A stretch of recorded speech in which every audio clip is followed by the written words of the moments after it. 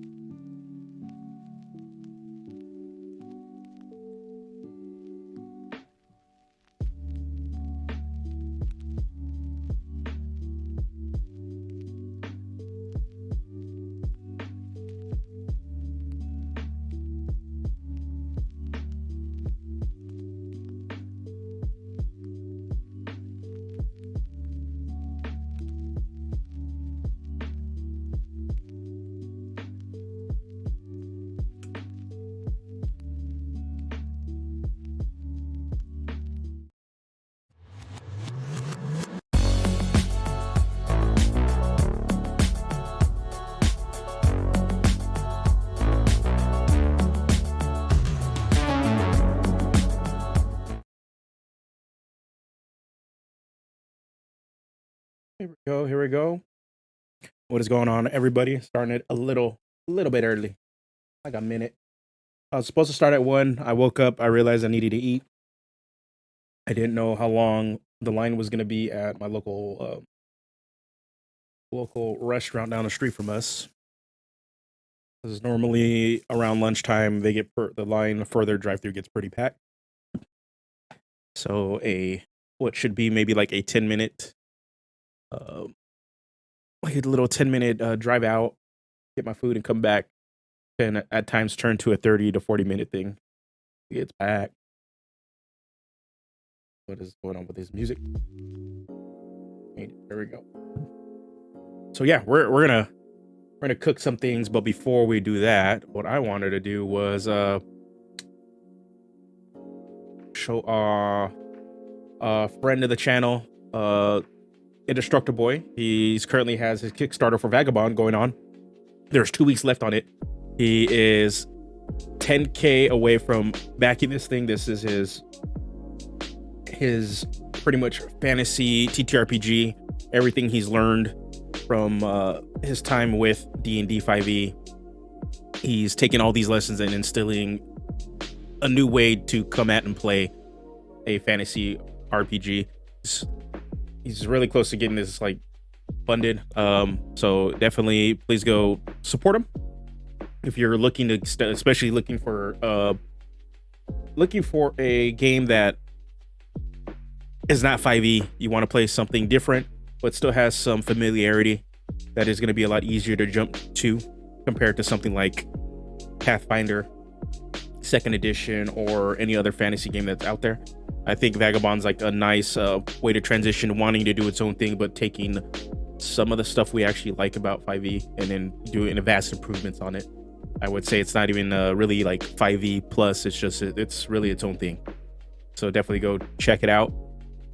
Also, he just added a $10 tier. So definitely a lot of easier to barrier to entry. It gives you a quick start guide as soon as everything's all said and done. And if you want the whole shebang, there is a $30 tier. see if I can get into the campaign right here. $30 here. You guys see the tiers. Is better. See the tiers. There's a $30 pledge tier, which is, or I backed it.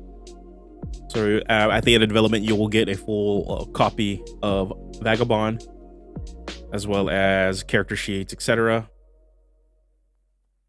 And then you, depending on how much you pledge, you can get a whole lot more. The more you pledge, the more rewards as it goes. At $250, you can get a custom character commission from one of the artists on the team.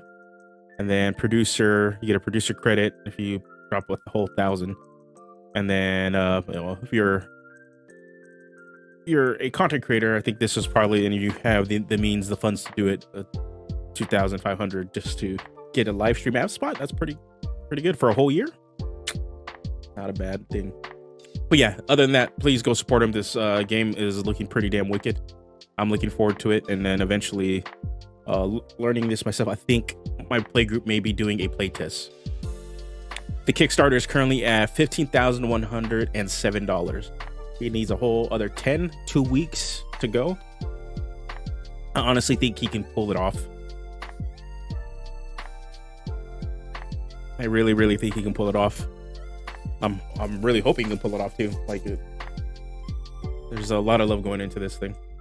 And as always, like, if you want to see the development of Vagabond, you can always just go to his channel.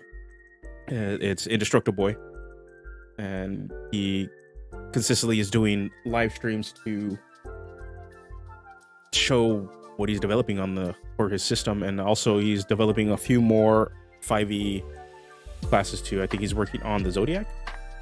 Started working on that last time. So speaking of 5e classes, I'm being dumb and jumping right into doing another one instead of taking my time and like, oh, maybe I should do some races, or excuse me, lineages or species, whatever they want to call them right now. Instead of taking my time doing that, or maybe magic items or other stuff, I'm being dumb and going to jump and doing another class. This is one I've been wanting to do for the longest time, and I have not been able to get it out of my head. So 5e really lacks a class that can fulfill the character fantasy of playing this Dark Knight, a character that is being corrupted by their own magic or their own power, but uses that to combat and fight the very things that are corrupting them. So the Dark Knight is like this heavily armored. A lot of times they're the Dark Paladin or the Blackguard is what they're commonly referred to, but as a fallen pretty much soldier of righteousness. But I want to get rid of that angle of it, because there are a lot of other like fantasies, and especially seeing like an anime, the anti-heroes in like comics and in other movies and animation, that there's a character that has been corrupted, or they have their power comes from a dark essence, and they're normally heavily armored. They use a big old two-hander, and then they just empower that weapon, empower their physical prowess with magical might. Now, this is different from the Blood Hunter, because the Blood Hunter kind of plays along similar lines, I think, in terms of narrative.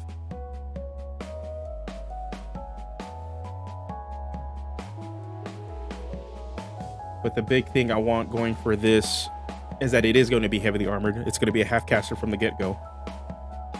And the Blood Hunter is more along the lines of wanting to be more of a Witcher-esque, sort of like Dark Ranger is how I can see it. It's like a ranger that takes some of these elements of using the monsters that you fight to empower you. That's what the Blood Hunter is, to pretty much be a hunter of monsters. The Dark Knight is pretty much your typical trope of, I'm using dark magic to fight evil because that's the only thing I can do. So I do want to have that angle of like you're still a hero, just your source of power is not good aligned. What's going on, JP? So it's still in the early stages. So what's your elevator pitch for how this approaches combat? This is going to be a frontliner, heavily armored attacker that... What's going on, Fallen Phoenix? Yeah, so yeah, this is going to be a frontliner that pretty much needs to use their own life force to empower themselves. This is going to be like the edgelord class, to be honest. Like, this is probably the edgiest edgelordy thing like I probably will ever develop. I'm just not big on this kind of thing. Just there is a lack of fantasy for it. Like, the closest thing you can get to it is doing a Hexblade Paladin multi-class. This is probably the closest thing you're going to get to something like wanting to do that. Or reflavoring an Eldritch Knight. Or taking the Oathbreaker Paladin, Death Cleric sort of angles. But there's other fantasies out there like where you draw your power from that are not really supported. Mechanically, at least in 5e right now. You can't play a Hell Knight really as a player. Ilrig, yeah. So yeah, we're getting away from Ilriger because I think part of the problem too is that with D&D's identity is that if you're going to be the Fallen Knight, the Death Knight, the Hell Knight, you originally were a Paladin or a Champion of Good. But that means you're opened up to playing villains. And what I'm trying to move away from is your character was never evil to begin with. They just had to take this dark power and they are corrupting themselves, they're hurting themselves, but in order to do the right thing. So that is a big chunk of the narrative. Like, you're willing to make those sacrifices and pretty much are hurting yourself, killing yourself in a way to be the good guy, to do justice. Like, this is a fairly common trope in anime with a lot of characters that are like corrupted or have been cursed with some like demonic power. I think what's it called? Devil May Cry is another example of like what a Dark Knight could be. Dante, the main character, has devil blood in him, and he has a devil form, but he's still a good guy, and very much so.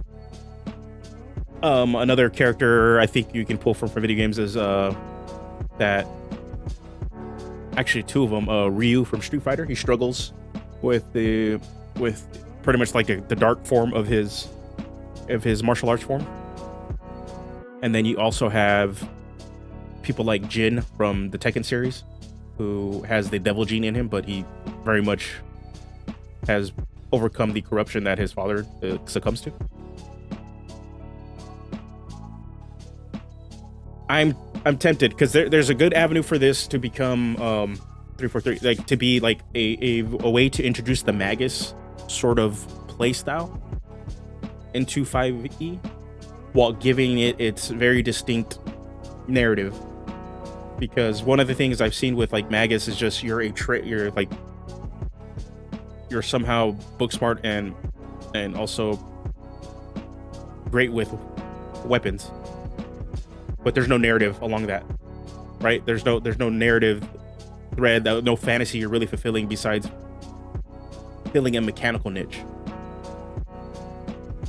And that's even like playing Pathfinder. I'm also kind of just like, okay, well, there's no fantasy thread that I can actually follow through with the Magus, besides I get to use spells and weapons. So that's one of the things I'm like, okay, I want to create a fantasy. Like, that's one big thing with 5e is like every class has some sort of fantasy niche they're fulfilling. Some of them don't do it great, and some of them nail it. So yeah, so maybe some sort of way to infuse spells to do it correctly. Right now, this is going to be, I got to actually already change some of this. This is a D10 class because I want it to be like a frontliner like the fighter, but also not give it a ridiculous amount of health like a barbarian. So we're going to do 10. I believe it is. I want to say it is. I gotta look up this up again, but. And the Dark Knight is not its final name. This is just a placeholder name. Other names I'm considering for this are that I'm eyeballing right now is Dreadnought is my current frontrunner, my favorite. There's also the Scourge and also the Reaver. Dreadnought I think gets a lot of it across because it does have the word dread in it, so that fear angle to it. But also Dreadnought, the whole word really conveys a big tanky armory sort of defensive feeling to it. And Reaver just sounds cool, but sounds cool and edgy and scary, but I don't think it conveys any sort of fantasy behind it. All right, so right now there's a couple things I've been trying to play with, but one of the main things that I'm having behind this class, and as you can see, like right now, I'm sort of following the current 1D&D stuff right now, but what I most likely will be doing is developing it for current 5e and then having an alternate version ready for when the update comes, so that those that want to stick with like original 5e, they have that option, they can do it.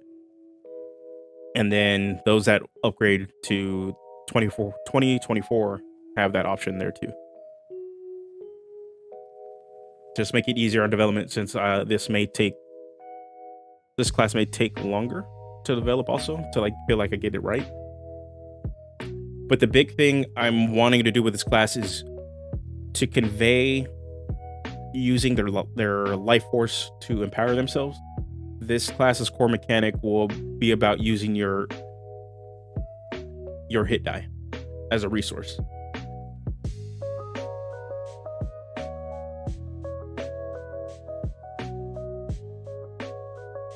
And people I know will be like, well, how are you going to recover on short rest? There needs to be mechanics to actually put that in place where you're going to be able to recover on short rest even when you don't have hit die. But also I'm eyeballing mechanics that will also allow you to recover hit die in other ways. So right now these are just like some ideas. Dread form, I'm thinking it's either going to be called Dread form or Vow Manifestation, I'm not really sure, but I want some sort of like main mechanic where you are dumping your hit dice into. That empowers an aspect of what you can do.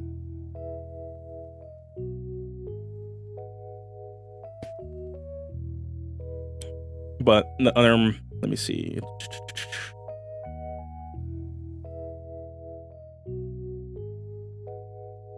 Okay. Did I just? Okay, these are just two ideas.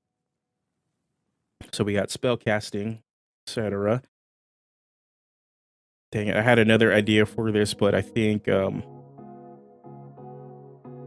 ended up taking it off yesterday before I actually came on. I had this prep for the stream. But one of the ideas was to, and I think it was originally under Heart of Darkness, was to have it so that you can give up a hit die to recover a spell slot, and then you can also use a spell slot to recover a hit die. But there will be some sort of consequence or other mechanic on top of that you want to do it, but also there's a cost to it.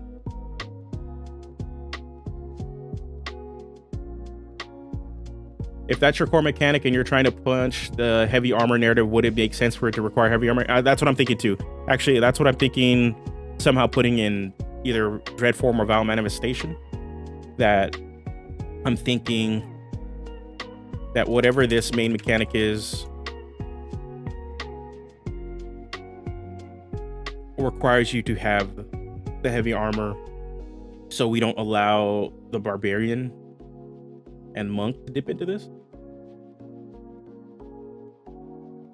We just have to worry if the dread form stuff is too good, or whatever this core mechanic will be, because this is a kind of like a placeholder. that the paladin just doesn't immediately benefit off of it either. Yeah, kind of like the curse mechanic for Pathfinder's Oracle. Yeah, I wanted to look into it. I wanted something that's going to be easier to track, because one idea was let me just do this. Put this down here. So I can say core mechanic uses hit die, then it builds corruption points. More corruption points.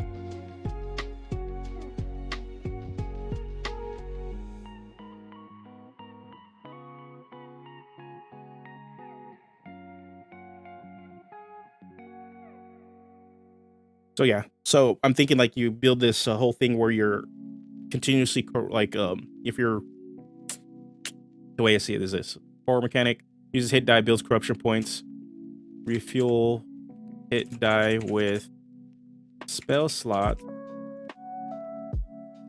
builds more corruption points. The more corruption points you have, this is my initial idea for right now.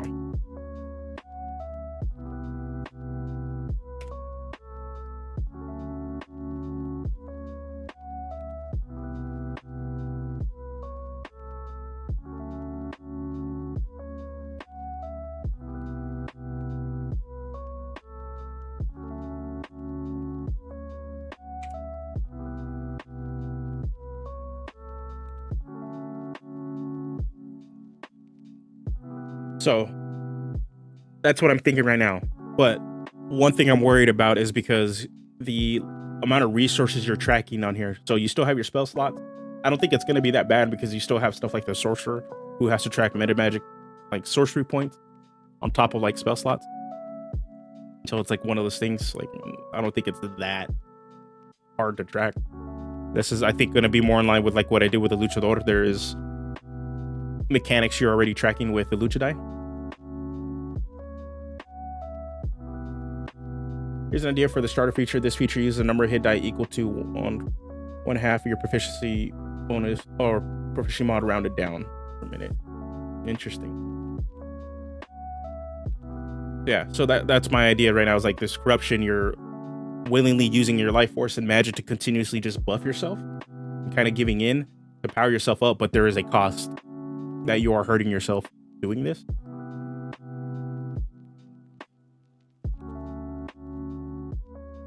But this goes like this section right here, while it's thematic, is against 5e. Against the general 5e design, they kind of don't like negative mechanics. So it's like, oh.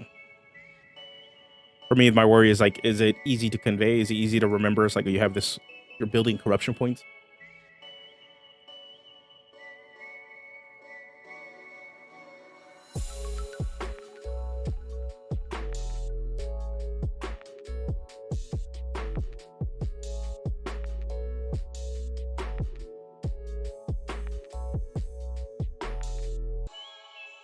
But also there needs to be a cap on how much corruption you build.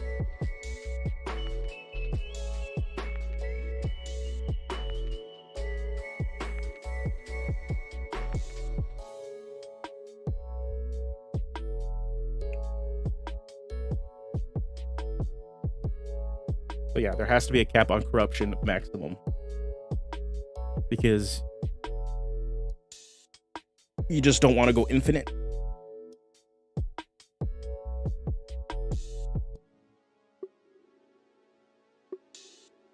Actually, give me a sec, guys. I need to run to the restroom already this early into it.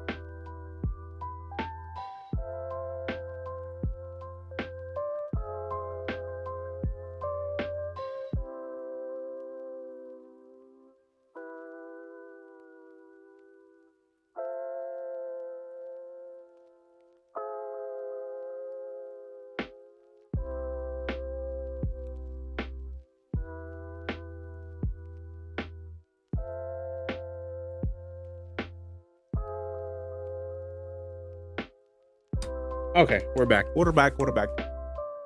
Okay.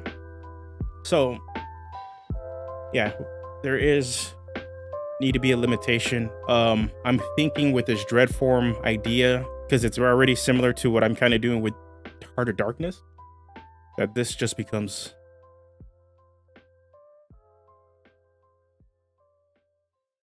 until we can get like a really good name for it. 'Cause I don't know if I want corruption to kind of like be the thing, but what I'm liking with this, I may take these ideas here. You sort of start off with 3 features that immediately get you to feel like what you're supposed to be doing at the beginning of the game.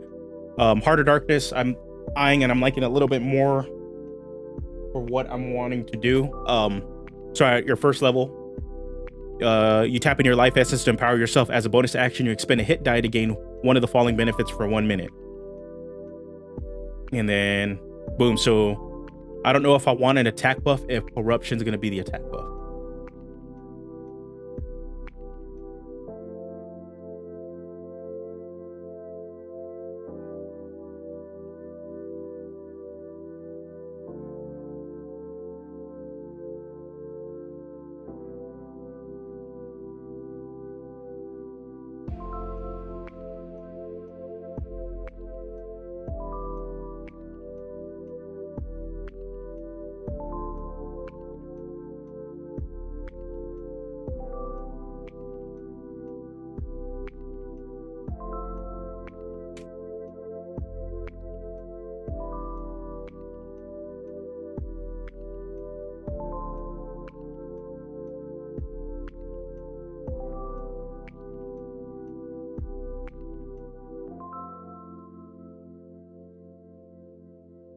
I'm just putting this idea down right now.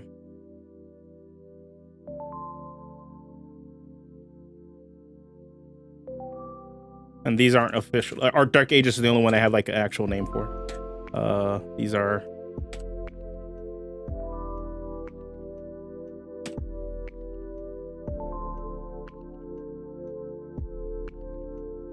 when you hit someone with your first we want this to be a frontliner.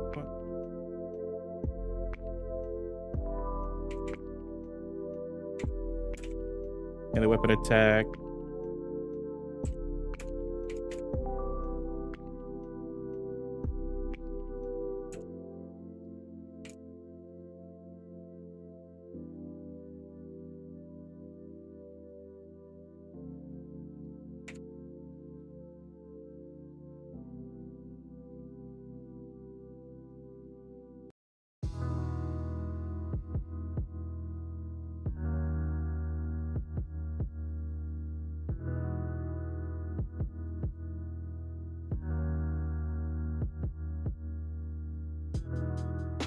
Would the Dark Knight have the same proficiencies as a Paladin?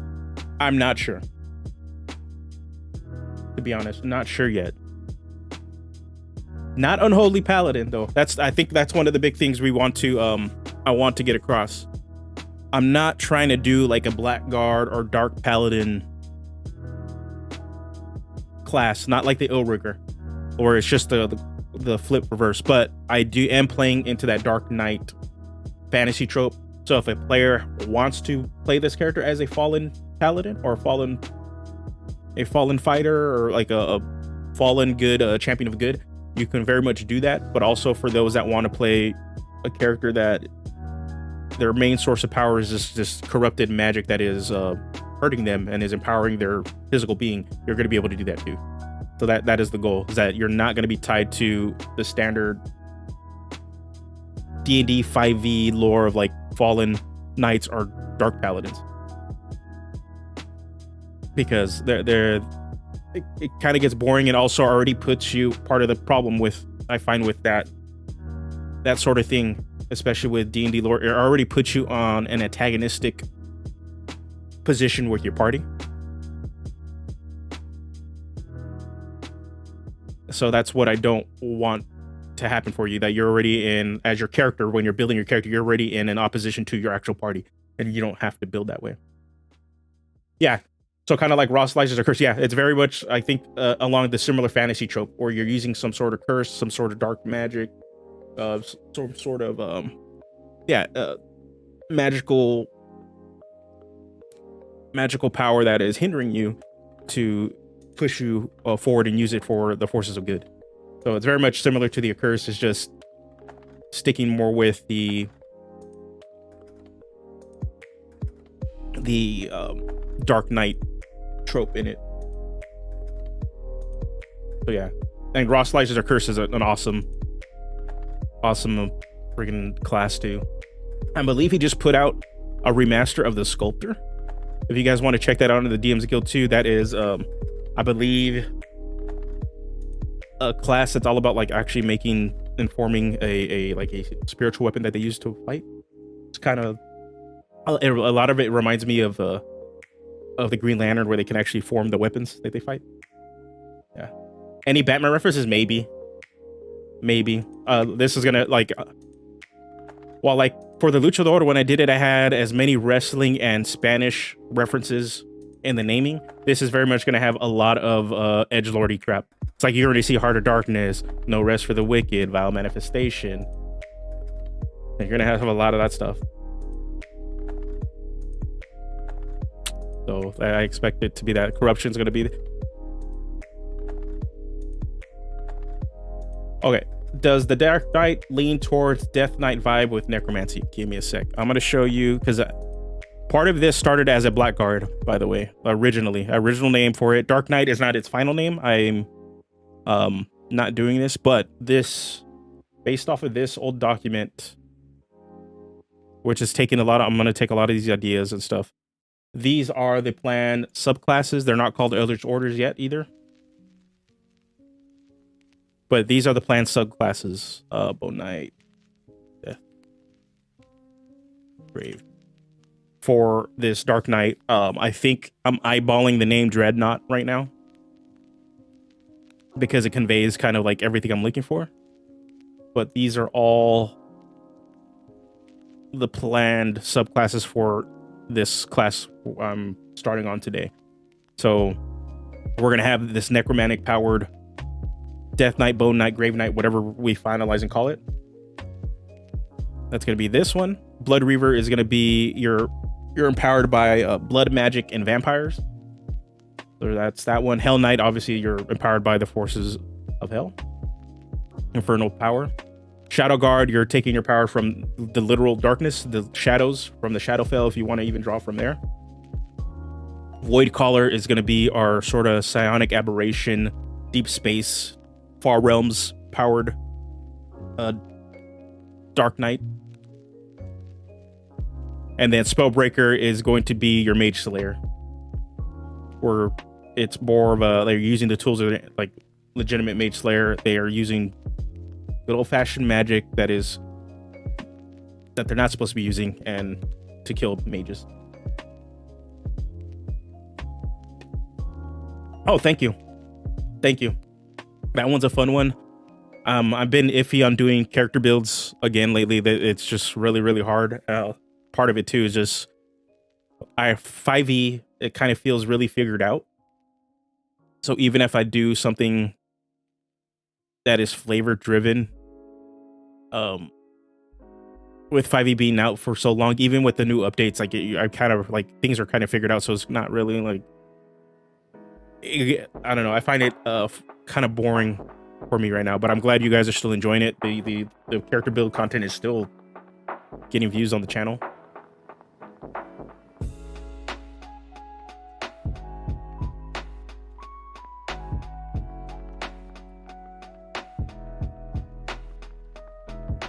Oh, and something worth considering, some homebrew creators started putting guidelines for creating additional subclasses at the end of their class PDFs in case anyone wants to homebrew for them.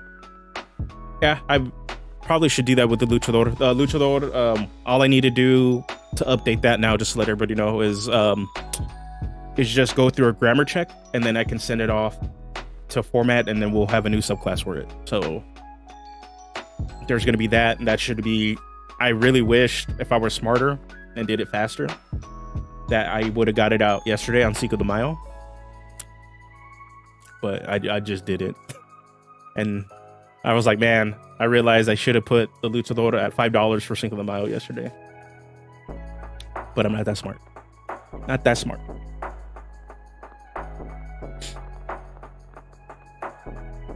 What is going on? Okay. Cool. Okay.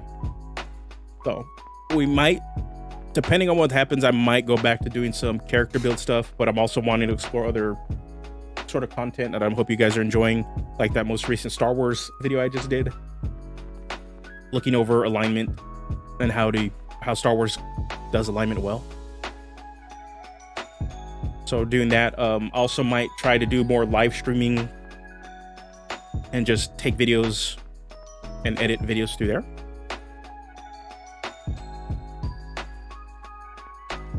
Yeah, thank you. The Luchador was my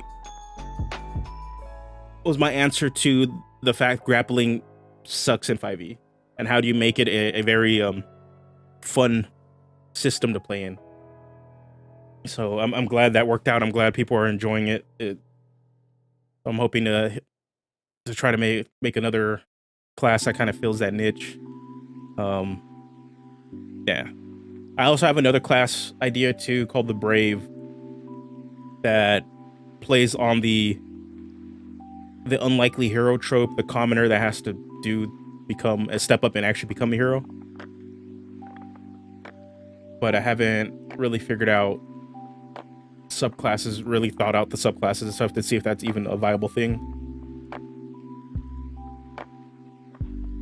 But that was going to be geared toward more of a simpler class that was based around luck and perseverance.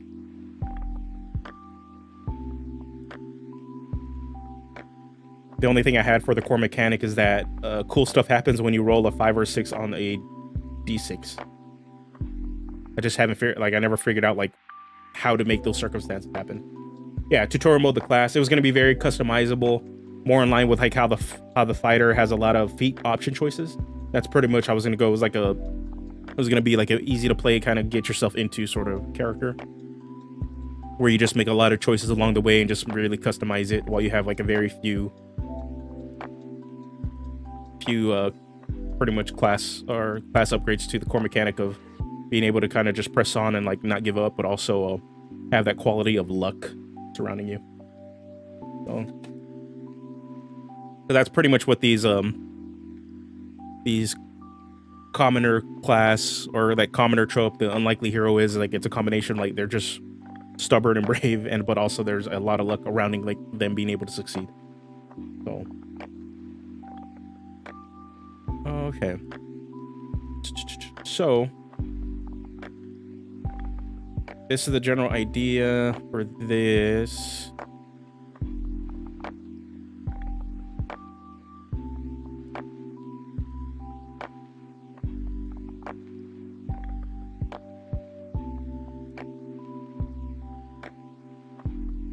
And then as a bonus action,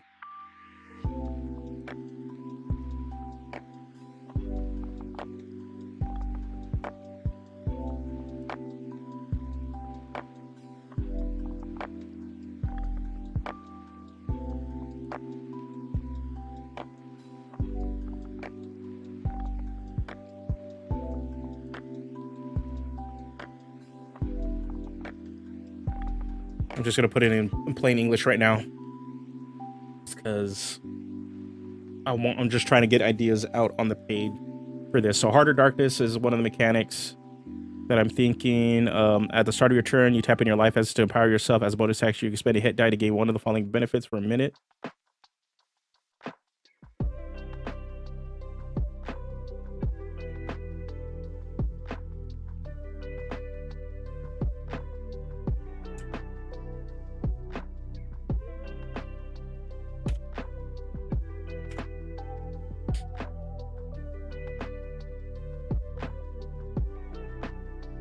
Gain a point of corruption.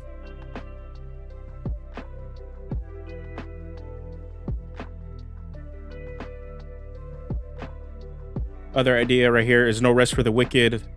Since you're going to be using your hit die as a resource, I don't know why this doubled up.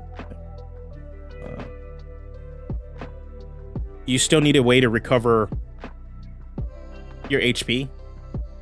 So this is kind of sort of like this fail-safe thing. If you begin a short rest without any hit die, you regain a hit point. You regain hit points at the end of your short rest equal to half your Dark Knight level plus your Charisma modifier.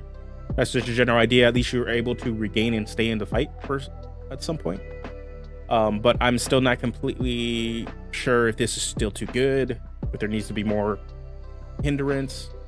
Because at level 2, you're only going to regain 1 plus your Charisma modifier. On average, your Charisma modifier would probably be a 3. We probably could change this to proficiency bonus.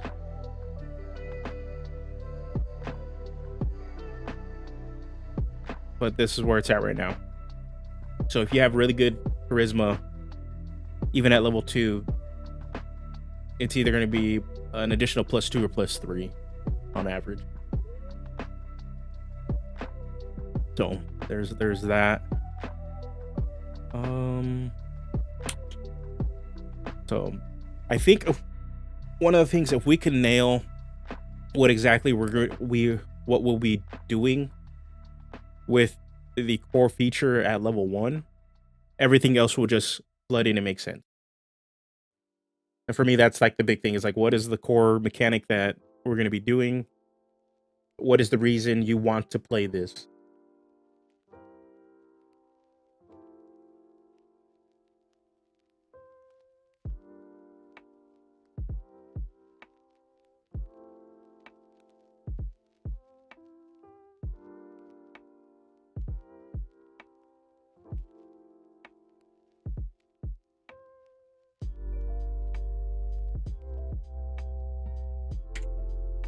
Let me go also pull up, because I think 343, you brought up the Oracle from Pathfinder. I want to see how they deal with like corruption mechanic. And what I probably need to do too is, I have the Adventurer's Handbook from Ross Leiser, and I probably will sit down and read that also later to see how he handled if there is any sort of corruption mechanics for his accursed class, since there is some sort of like very similar narrative threads. Maybe get some ideas for that too. Let's see, classes. I know the Oracle is not well regarded in Pathfinder. It's considered one of the weaker classes from what I've gathered. You guys see this? Yeah, go throw names. You guys are. I think the battle mastery would be especially helpful. Is it the? Are you referring to the new stuff from what's called the 1D&D playtest? This, like, I have it up too. Tonight I'm actually Adobe. Why you do that to me? How am I? I'm not signed out. What are you talking about? Let's see. Open a new tab. Let's do it this way. Being stubborn. Are you talking about this? Oh no, Pathfinder 2. What is going on? Okay, well, apparently we're not doing that. But yeah, tonight we're actually, since my Pathfinder game is kind of on hold for the month, we are another of my buddies. He's gonna DM and we're gonna play test the 2024 planned updates today. So I also want to make a character. I need to make 2, because I'm not sure if my buddy's making a mage or he's making an expert. And pretty much we already have a warrior and a priest class picked out. So he said he was either going to be the warlock or ranger. He wasn't sure. And I told him whichever one he picks, I will do the opposite. Yeah, I don't know why Adobe's being dumb, but Adobe's being Adobe. Yeah, Oracle. Okay, let me see if we can shrink this. Okay, no. I need to do that is just put it back to 100.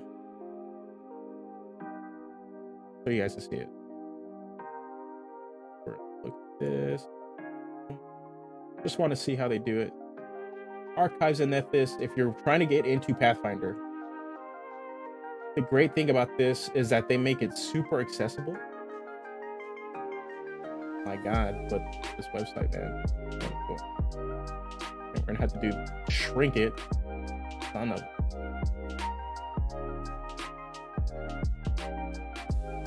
of. Hopefully you guys can see it. This is.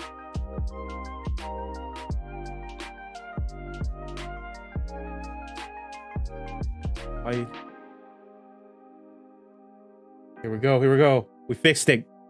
We did it. You guys can read it. Okay, here we go. Oh, archives and methods. So yeah, this is a free tool if you guys are trying to get into Pathfinder. This is it has all the game mechanics. It is completely supported by Paizo, by the way. Has all the game mechanics for everything. Monsters, you name it. Classes, races, feats, spells. So you can play Pathfinder for free without having to pick up a book. The only thing you would really be paying for is adventure paths and lore, if you're going to be doing this. So that's the only thing that's missing is lore and adventure paths, which is perfectly fine. But it is completely accessible, which is awesome. So, Cursebound. Spells with this trait increase the severity of your ocular curse when cast. Usually only revelation spells have this trait. You can't cast a Cursebound spell if you don't have an ocular curse. Or oracular curse, so excuse me. I'm all saying different stuff. Fortune and misfortune. Fortune and misfortune can alter how you roll your dice. More than one fortune and one misfortune effect. Blah, blah, blah. Meta magic. Okay. Class features. So what? I like Pathfinder, but I do prefer first edition to second edition. I never played first edition at all. So I know my buddies, they tried first edition, but they ended up just sticking with 3.5 D&D. The ones that have been playing D&D for a while. They just never really could get into it, and then they just jumped over to 4E for a bit, and then we played 5E for the longest time. We're enjoying Pathfinder 2nd edition. I have a video coming up soon regarding my first impressions of the system. So yeah, that should be out soon. Yeah, I 100% can agree with anybody that are going to be, like what you said, 343, that are trying to go over into 2nd edition from 5e. That is probably one of the biggest barriers to entry. It's just the amount of information they present to you from the gate. But I recommend anybody wanting to get into Pathfinder 2nd edition, since everything else is free online. You just, like, all this is free. This is all, every class release is all here. Picking up the beginner's box, it probably has the best onboarding of any, like, compared to D&D 5e that I've seen for a TTRPG. Compared to D&D, it has a way that its onboarding is amazing. Like 5e's onboarding, you get the starter box, and even the, what's the other box back here? Added back here, the essentials kit. Doesn't really do a good job of just like explaining and teaching people how to build characters, how to actually run games. So even the DM's, like the DM's guide, doesn't do a great job of doing that. So yeah, just beginner's box, it's worth it. It does step-by-step breakdown of like how to build a character with a customized character sheet that tells you where to put certain things. The adventure and dungeon is built in a way to teach players and DMs how certain mechanics run and function on a step-by-step basis. Each room you go to kind of like adds a new mechanic to people get familiar with it as you're in combat. It is awesome. It is very much a video game design intro level. Throughout Monk was my onboarding process for 5e. Oh, dang. Yeah, that's one way. Like, for me, it was just my onboarding for 5e was, hey, we're kind of getting bored of playing Magic the Gathering after playing Magic every Friday night. So you guys want to try a different game? And then another guy's like, yeah, I wanted to try D&D. Let's play D&D. And then one of the other guys we play Magic says, oh, I run D&D. I run 5e for everybody at the store already. So I'm down to run more. And that's pretty much what it was. Some of them brought their own characters from some of they brought their characters from the other Adventures League stuff, and then a bunch of us made new characters because we never made any character before. Our first character was a half-orc fighter with 3 negative stats, so I did not have fun at all. Did not have fun.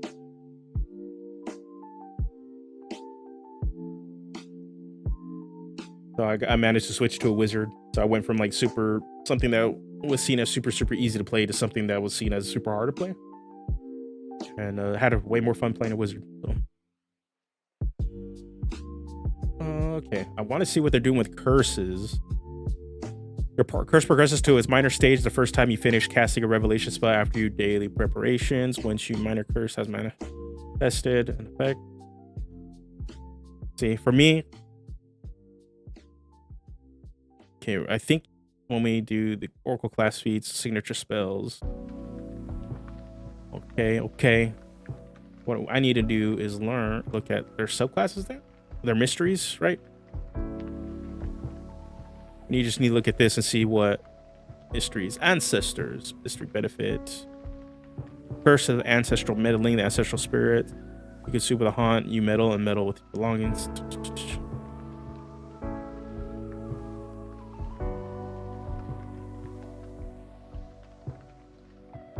Okay,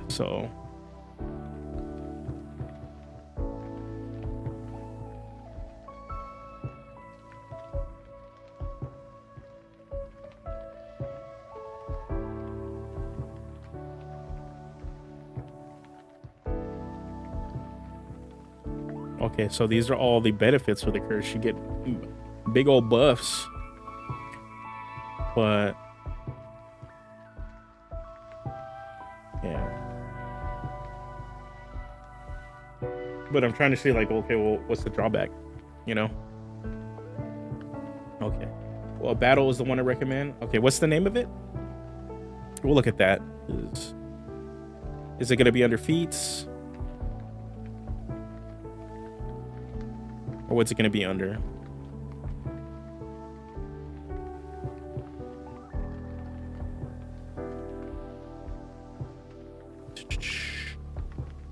Oh my god. Why are you doing that? Come on. There we go. We'll just do that. The battle E? Okay. Hey, what's going on, man? What is going on? Mystery. Okay. Mystery. Okay. Oh, duh.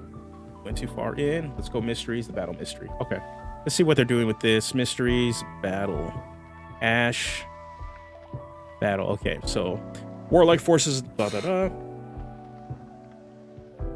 We are looking at what I'm trying to look at is how they handle corruption mechanics, because the idea right now I'm toying with for this unnamed Dark Knight trope class is that they're going to be building some level of corruption. Either it's going to be through points or something, since they're going to be using a combination of hit die and spell slots to sort of fuel this growing dark power that empowers you.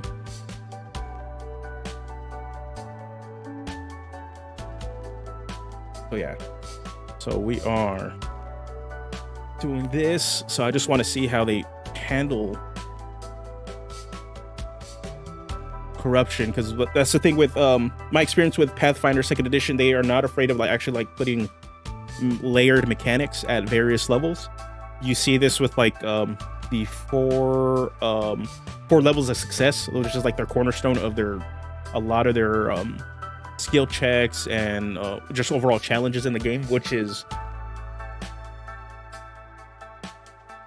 something that is, it's kind of like a double-edged sword. It does add variety and some depth to like a lot of skill challenges, exploration, etc.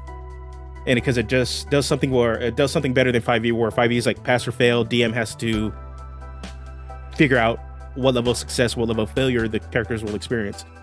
This mechanically enforces certain circumstances that allows a DM to be like, okay, well, this wasn't a total failure. This is what happens based off of what it says on the mechanics.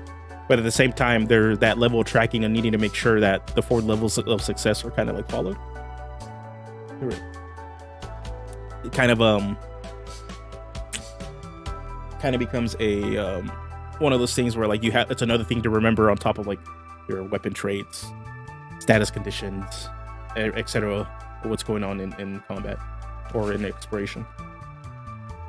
I like it to some extent, but yeah, there's just for those coming over from like 5e, there's just a lot more to remember. Okay, so they choose a weapon, they get a spell. Astrologer by Kame. Okay, I'm gonna have to look at that too. Okay. Curse to the hero's burden, you thrive. Minor curse, your body language is when you aren't bringing harm to your foes, you take a -2 status penalty to AC and saving throws.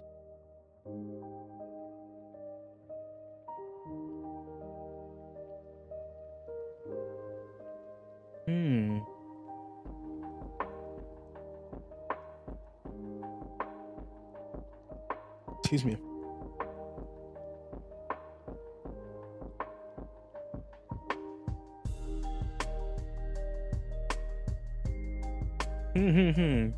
This is giving me,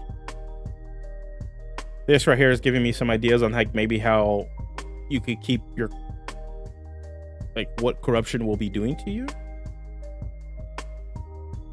How Barbarian's Rage needs you to actually hit stuff or be hit, like currently right now, until they do the 2024 update.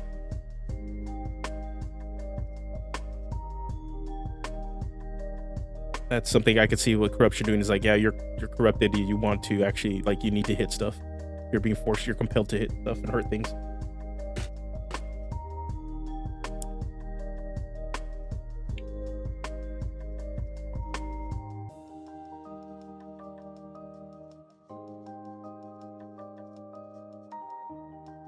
That's interesting. That's actually kind of cool.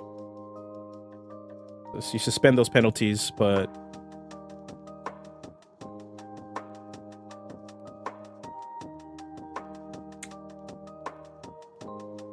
so you're forced to hit.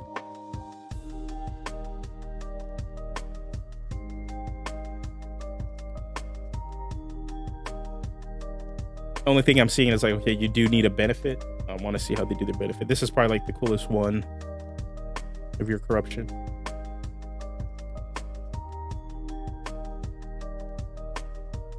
The strain of conflict wears upon your body, even though you're gaining vitality from it. Making a strike reduces the penalty from your minor curse to -1.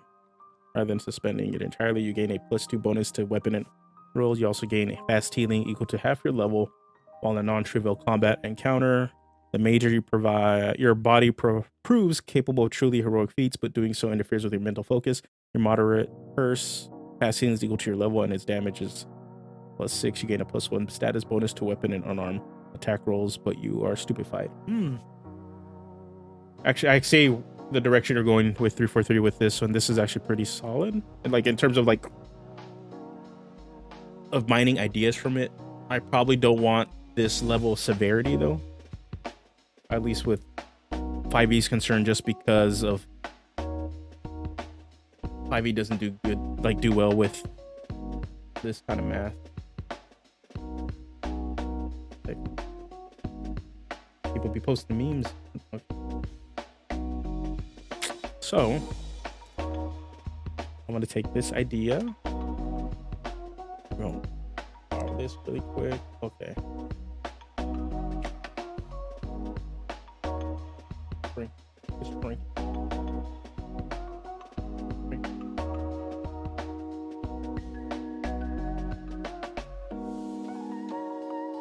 It's interesting. I think one of the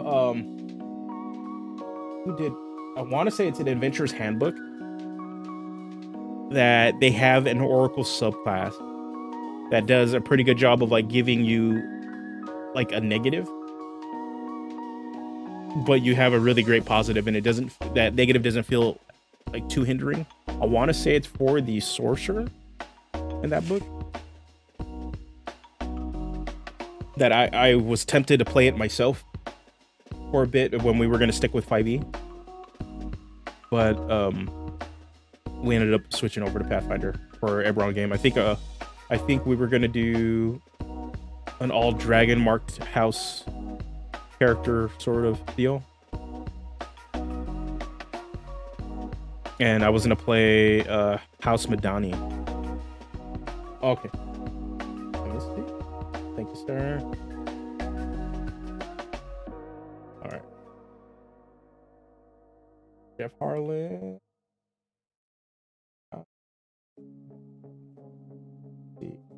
Is this cool to put up? Okay, you're reading a preview. Oh, trying to start. Make me sign up. What the?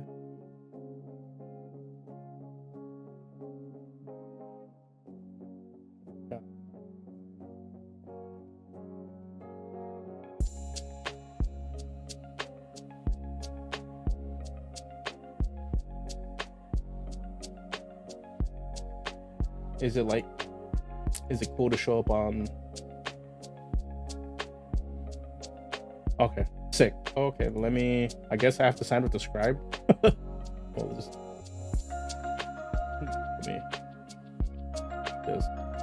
do this so I can actually look at it. Okay, cool.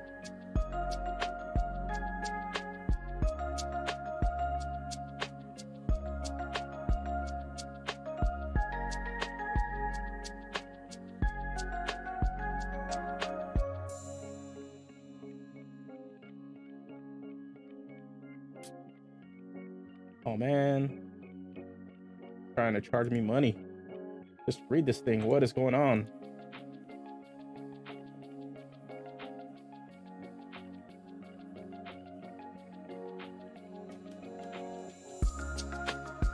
What is going on? Okay.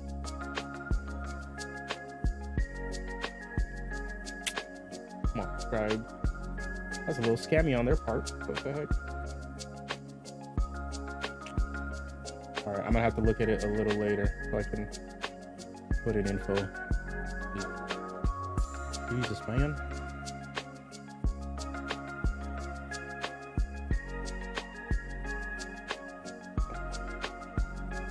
What's up?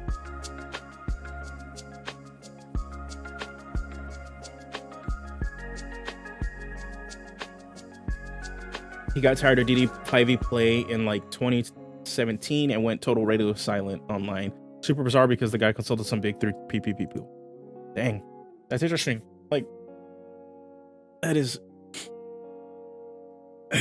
I can understand though, like with the way that this the industry is, like you get tired of playing this damn game, and then but this is the only game you can financially somewhat like actually make money off, and you want to actually play other shit. Like, I've been looking at, after I get better with the system, like how you can actually design for Pathfinder, just to actually do like homebrew, because they have like sort of their own DM's Guild service for it. But at the rate Paizo releases content, it's kind of hard to compete with it on top of like actually understanding their system, because Pathfinder is a second edition. There's a lot going on. A lot going on. I know there's guys doing it too, but that are still designing third-party stuff for Pathfinder. But okay, when I get a chance. Oh, okay. There we go. Thank you, sir. Okay, we're not. Let's look at this. Thank you. Okay, cool. Everything on here. Okay, so they have the astrologer class, cosmic ritualist, so cosmic alignment, astral sign, astral guidance, fading star, fixed star. Okay, let's see what they're doing. You can use your action to choose one of the following options so to make a range attack. Void alignment, that's cool. Void alignment, start point. Okay. Use your action to choose one. Astral sign. You choose a star sign that you were born under or have a deep connection with. Your sign choice grants you features at 1st, 6th, 10th, and 14th level. Jesus, 15 games a week? Yeah, I'd be bored too running 5e that damn much. Holy crap. I'm lucky I get to play in one. Like any game. But 15?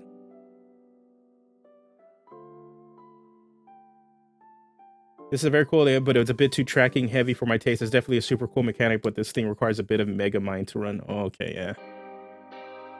Yeah, let me see. So, you pick your astral sign, which I'm assuming is the subclass in a way.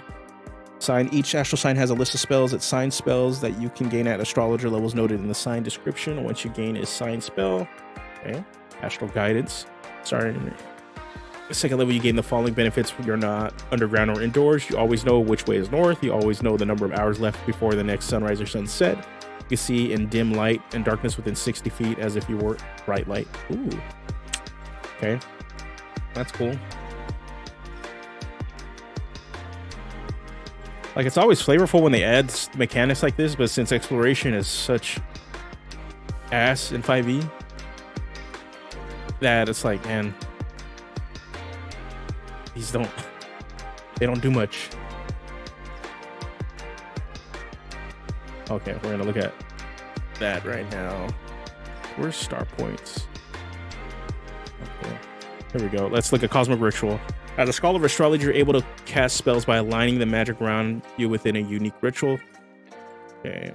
You can use your bonus action to enter a cosmic ritual. While you're in a cosmic ritual, you gain a star point each time you use a cosmic alignment. During your turn, you can end the ritual and expend a number of star points to instantly cast an astrologer spell, requiring no material components.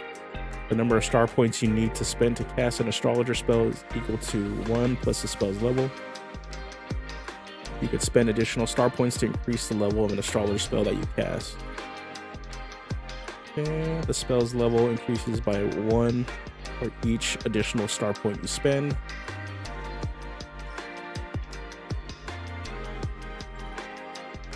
Dang. Yeah, that's what I'm looking at. It's like, okay, you enter this cosmic ritual, you accumulate a bunch of points, and then you nova. During your turn, you can keep in the ritual and expend a number of star points to instantly cast an astrologer spell requiring no material components. The number of star points you need to spend to cast an astrologer spell is equal to 1 plus the spell's level. You can spend additional star points to increase the level of an astrologer spell that you cast. The spell's level increases by 1 for each additional star point you spend.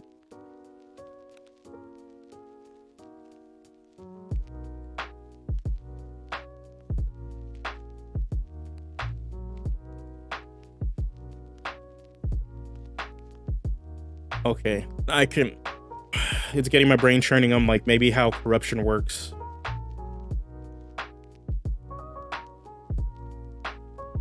But at some point, like, what is the nova? What is the nova for? If we're gonna do something like that, that's how you build corruption. You just because this forces you to kind of go into this ritual mode. You can use your bonus action to enter a cosmic ritual. You gain 1 star point for each time you use cosmic alignment.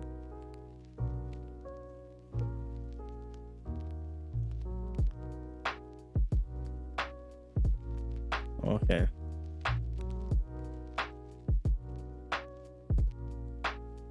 That's interesting. Oh, okay. Okay, I'm seeing how this works. Pretty much bonus action enter this super ritual thing, and then on your actions just keep choosing which one of these you want, build up a bunch of points, and then cast a spell. Yeah, okay, that's sick. I can see how that can be for newer players. This is kind of like figuring that part out. Yeah, it's like the warlock but backwards. Yeah, that's cool though. That's like a cool combat loop where you're sitting there and just like, okay, well, here's star mode, build up, accumulate a bunch of points, and then a spell. That's cool. That is maximum star points for a spell. First, second, okay, astrologer levels. And then I'm assuming preparing spells. Okay, so but they don't. Okay. Rituals prepared. Cosmic ritual. Okay. I'm assuming that's the number of times you can actually do it in a prolonged rest.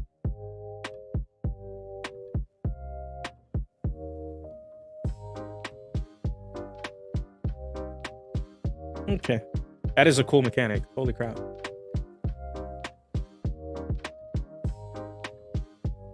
That is definitely cool. Yeah, it is definitely more complex. It creates an interesting combat loop, but you are reduced to only doing certain things. So like, okay, depending on your positioning, you're just gonna be sun. I'm just gonna shoot stuff. Well, that's pretty much what you're gonna be doing a lot of the time. I use sun alignment. Pew pew. Giving you some defensive options, team defensive options. Choose a creature within. And then you push target. Okay, another defensive option if people get too close. And then if you really can't do anything, well, I'm just gonna make a point. Interesting. Okay, that's kind of cool. It does give me ideas on maybe how corruption could work in a way. That by spending your hit die and spending yeah, pretty much I think what we want to do is it's going to require heavy armor. You built it over a weekend? Bruh.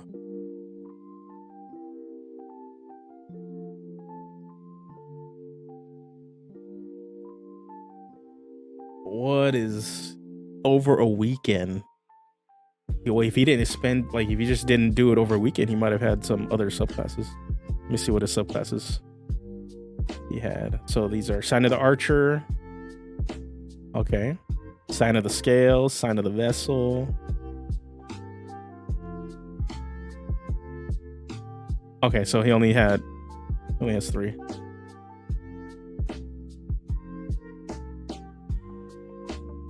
Earth. Okay, hold on. What is? So not all of them give you a. Okay, so not all of you give an extra cosmic alignment option. Earth alignment.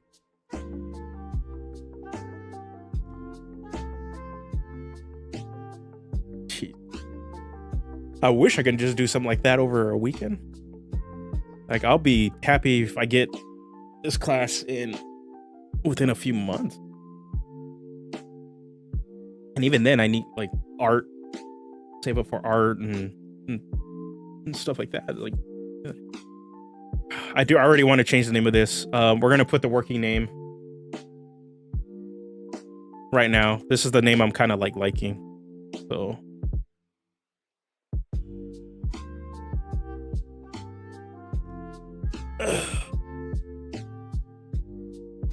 It's between Dreadnought, Reaver, and Scourge. I think Scourge plays too much upon like the antagonistic ideas we have. Like, I want to stay away from that. But Dreadnought, I'm leaning towards, and Reaver sounds cool, but I don't think it evokes anything of what we're trying to go for with the class. What Dreadnought is like, this is going to be some heavily armored, like dark energy thing, dark warrior.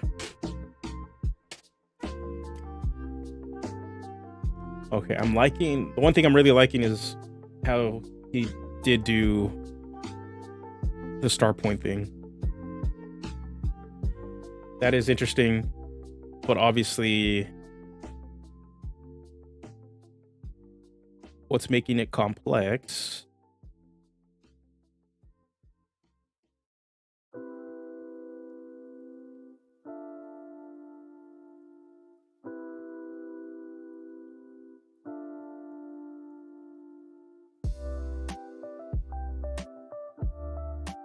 I just don't want to like rip it the thing, but I'm trying to figure out like, okay, what's the payoff, right? For this class, what's the payoff for building so much corruption? Because the ideas to build corruption are actually pretty easy, or the similar ideas like, yeah, you're gonna be spending hit die, you'll refuel your hit die using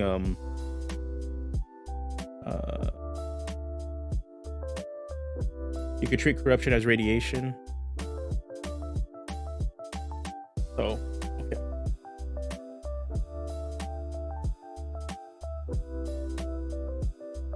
Yeah.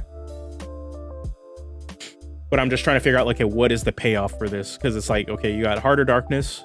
This is going to be like you spend a hit die to... Or...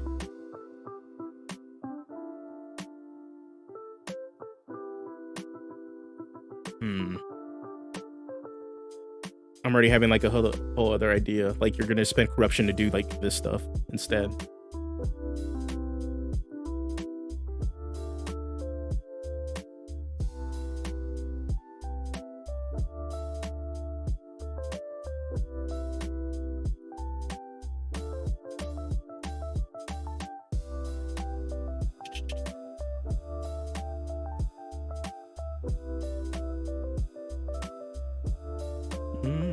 Hold on.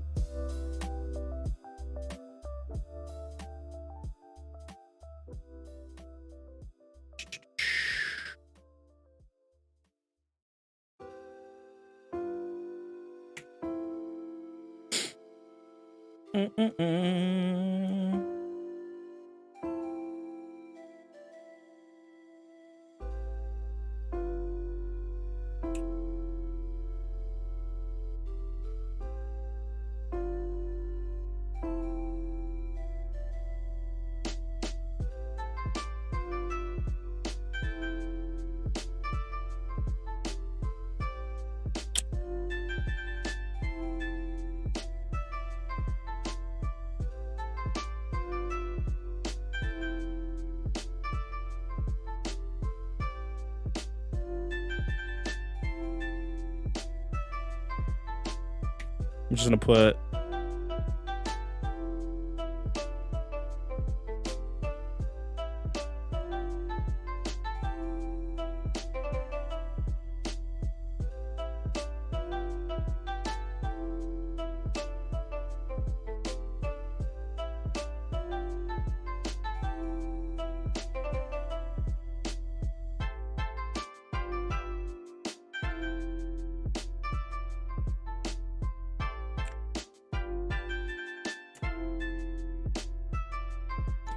this is just an idea. I had it again.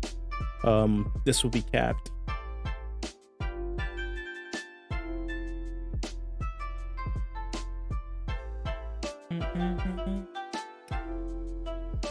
That dark arts.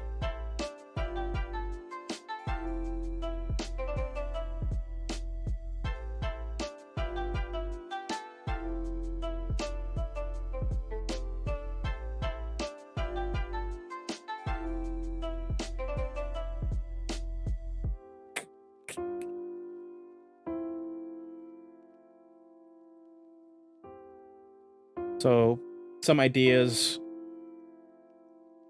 right now that I'm thinking is like, okay, these corruption points either can be the dark arts are the payoffs. You're going to be spending your points to do these effects, or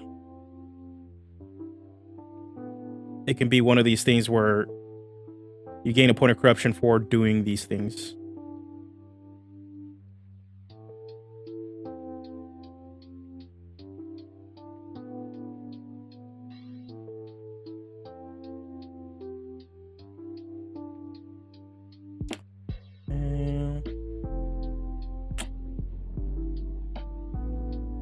All right, just more.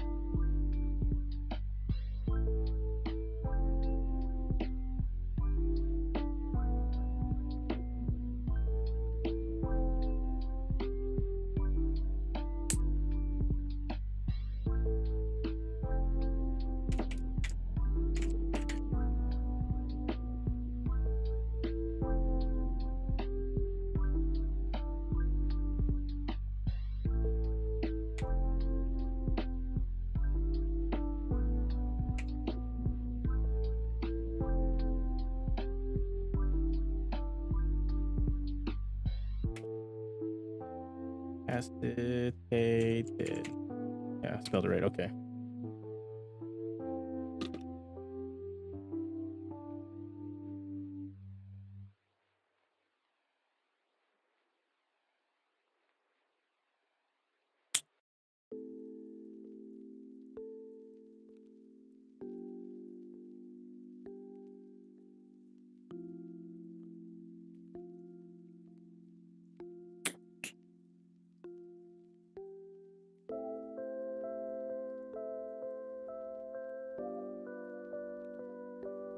That's the only thing. What's the payoff? We're building this level of corruption. We're giving up oh.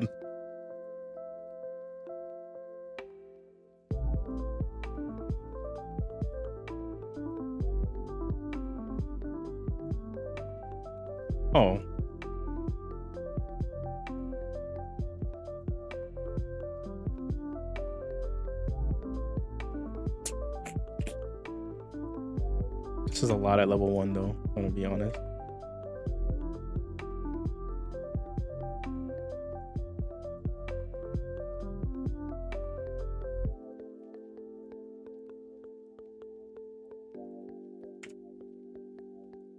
Oh, this is a lot at level 1. Because it's also gets spellcasting.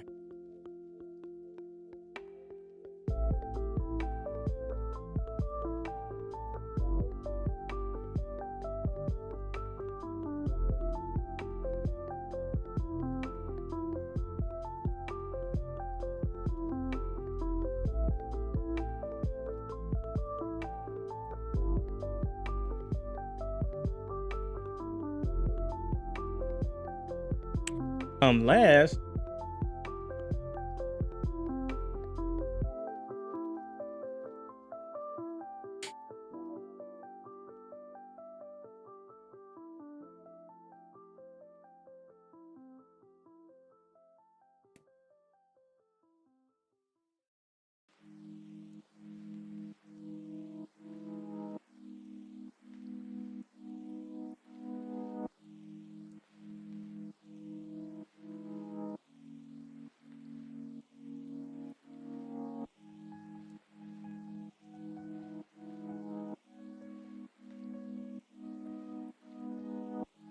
Okay.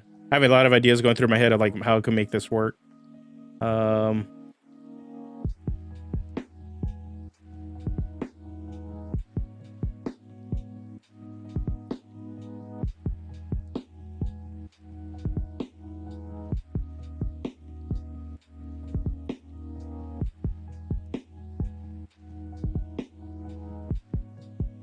Okay. I think I figured it out.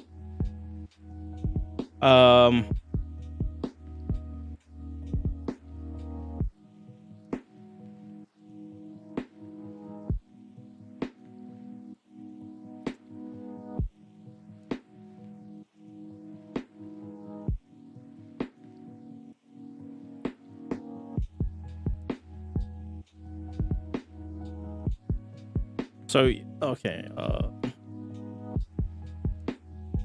roll.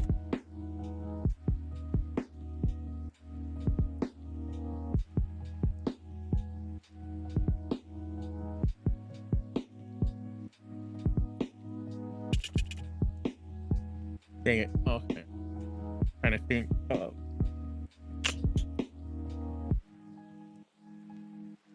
Dark arts kind of goes into this. So.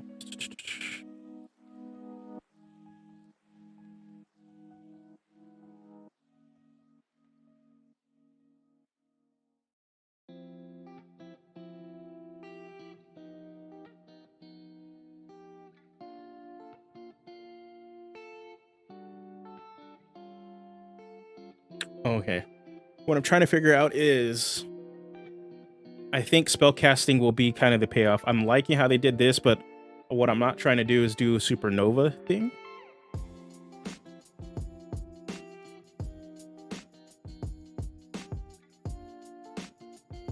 So what we'll probably do is, in order to be able to spell cast, and it plays into the idea that you are sacrificing like your own life force to actually cast magic, which I'm liking, is that you have to build up corruption points to spell cast.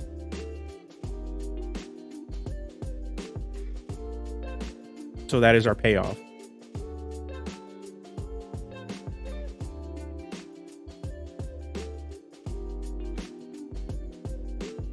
But what I want to do, which we'll probably need to get rid of some of this and maybe refilter some of these ideas somewhere else. Will there be an ability to shoot lightning at people? Maybe. We'll see where I can fit that in somewhere with a subclass at least. Okay. That got the wheels turning. That was kind of like I'm seeing the combat loop kind of formulating. You need to develop corruption points to be able to cast your magic. Pretty much you're harming yourself in doing so. You're giving up your hit die to be able to do this.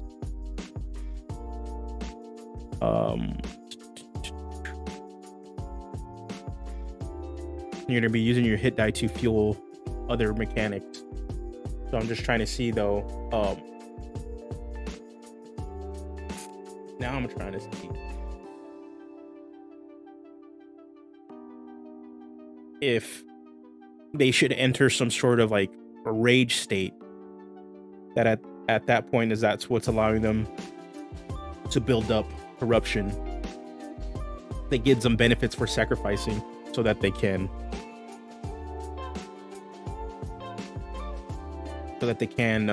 what's it called, build up all these points to be able to cast spells. There will be a cap.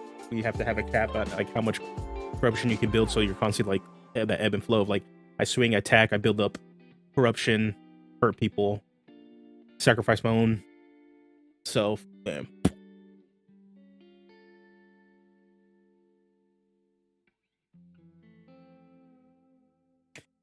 Dang. Okay. The crazy thing is, thank you, Taryn, because now it's also getting me to think of this combat loop from Final Fantasy XIV, where the character, the red mage, this is pretty much how their combat like work flows, but it's the opposite. It's they cast black and white magic. They go back and forth till they reach equilibrium, maximum equilibrium, and then you spend it to actually go in and attack and make melee attacks. So this is like the complete opposite. You're going to make a bunch of melee attacks and just hurt people to build up enough magic points to like hit somebody.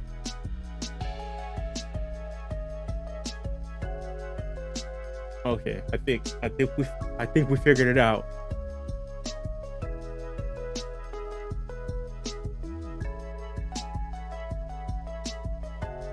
Okay.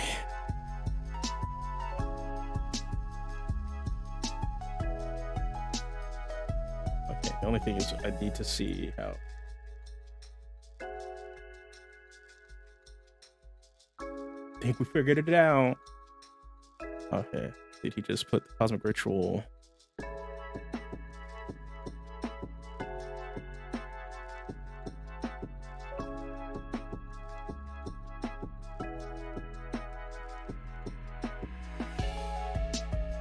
Okay.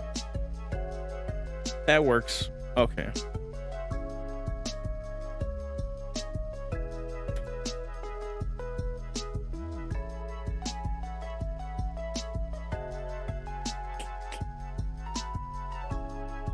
Okay. Okay, this is gonna be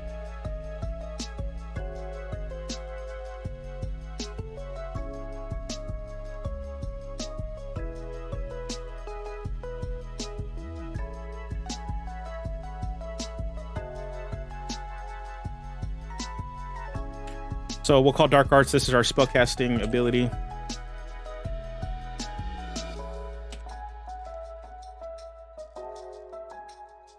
Corruption. This is gonna be like a rage-like effect where we enter this pretty much we're gonna enter this like this certain mode. This as a bonus action you're gonna spend a hit die, and while you're in this mode you're getting benefits for doing so, and you're gaining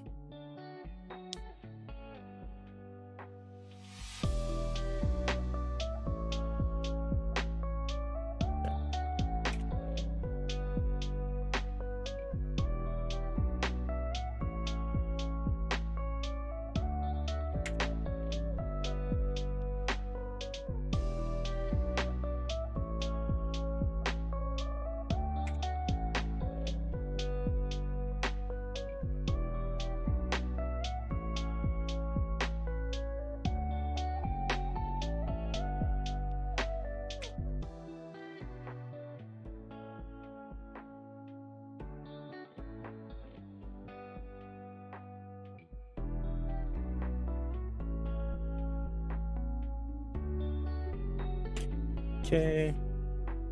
To empower your physical being with dark magic.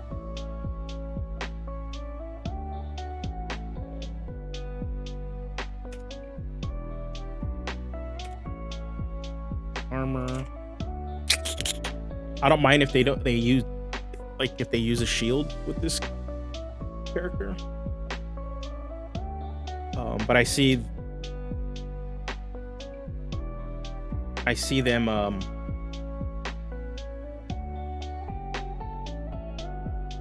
I see this really class as like a two-hander heavy armored character. But there are some fantasies for this like kind of character that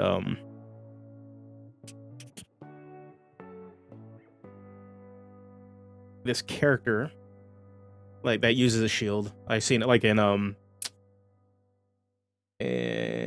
Magic the Gathering. There's a character called Dakin Blackblade, who's pretty much like this kind of trope, this Dark Knight trope. And yeah, and he's using a shield and he has like a dark empowered weapon. That Planeswalker. Okay. Okay. At first level, while you're wearing heavy armor,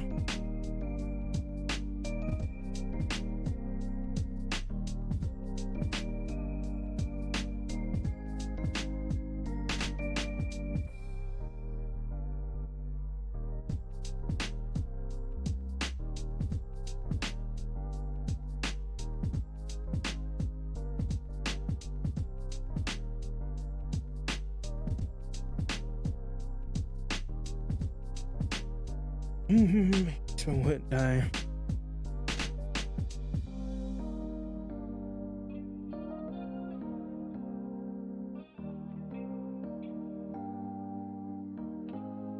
We won't call this corruption, but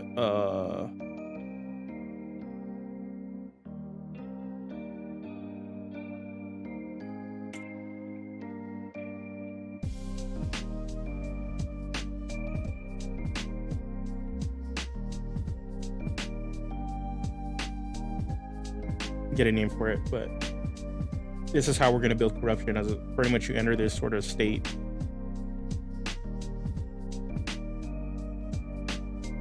Spend 1 hit die.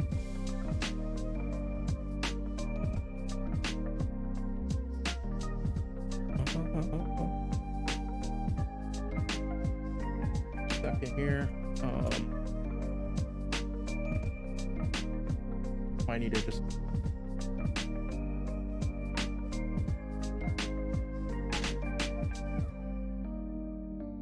I got a standing desk. I need to use the standing function a hell of a lot more. My back has been starting to tighten up.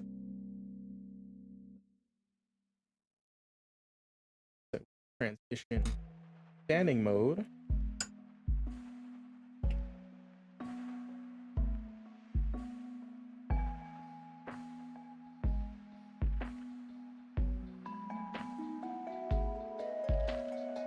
Bonus action, you can't spin one hand.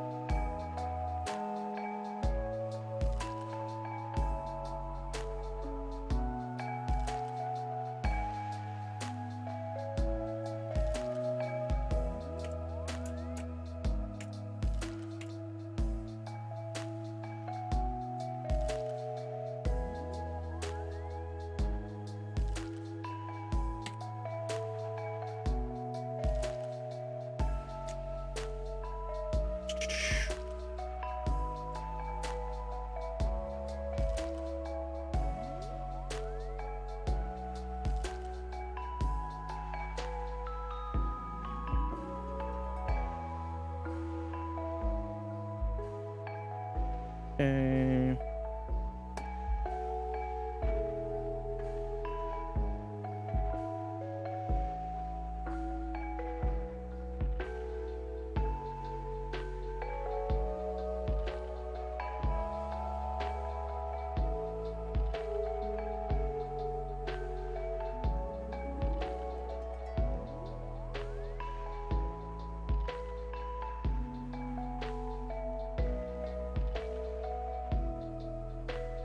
Oops.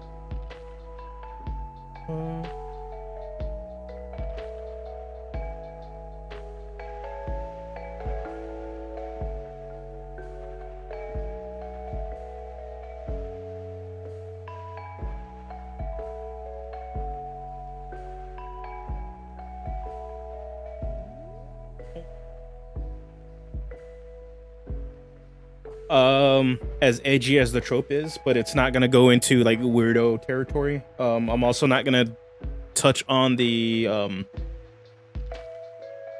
potential risk of the self-harm stuff that the Blood Hunter has. This is why we're gonna be talking more like you're taking your soul away, like you're using your soul, your life energy. We're sticking more to that kind of stuff, making it more fantasy based.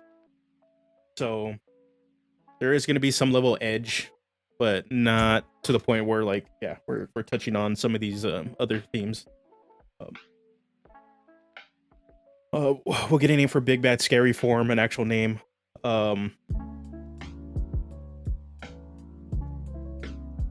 Put this all under this. Astrologer.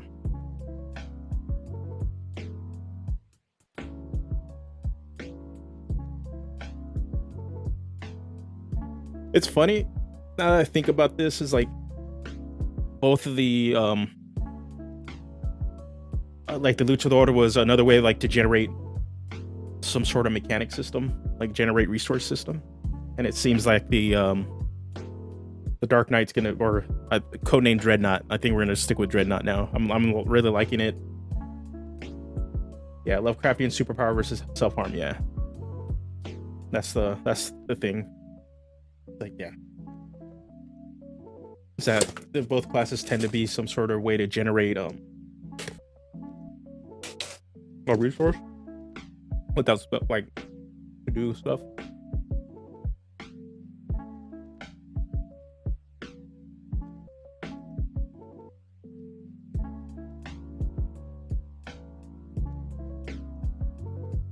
So we no, that's actually fine. Everlasting Darkness is fine. I got like Heart of Darkness, Vile Manifestation, No Rest for the Wicked. Pretty much what I'm doing too is just looking at like Magic the Gathering cards and looking at names, how they name their dark and edgy stuff. Like, so that's one way I'm actually naming things too. That's how I got the name for the Grave Titan Luchador subclass. Is like it's named after a Magic the Gathering card. All right, give me a sec, guys. I need to step away and go use the restroom really quick. I'm drinking too much tea today.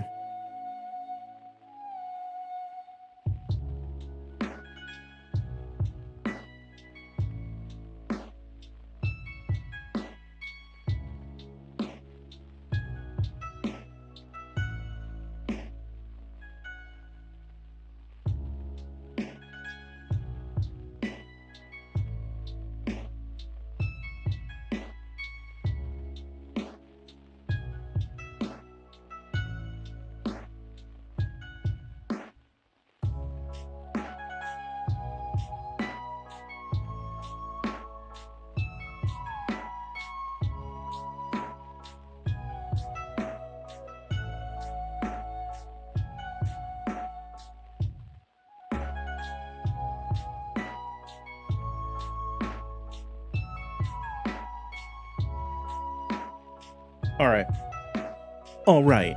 Okay. The wheels are turning. I'm actually happy with this core mechanic now. Now I think it's gonna make a lot of things a lot easier. This might get developed a lot faster. I'm liking the name Dreadnought.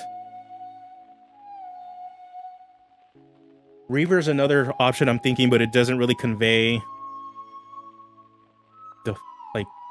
the fantasy I think I'm trying to get across as much. Excuse me. Okay, so what we're gonna do, I just want to, I also don't have names for like what we're gonna call the subclasses, like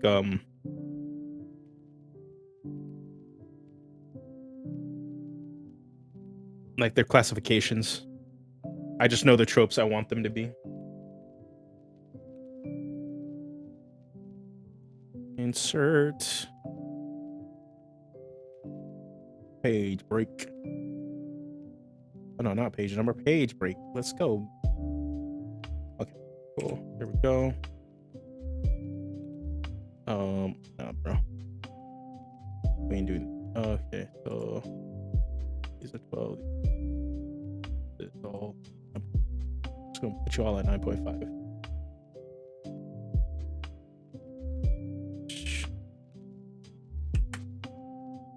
Do that here for now. So go. So we know.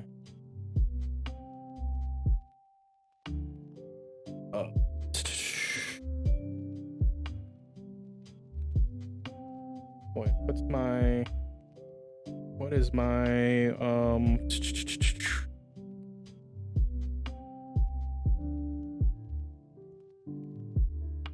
okay, it's gonna be 3rd, 6th, 10th, and 14th.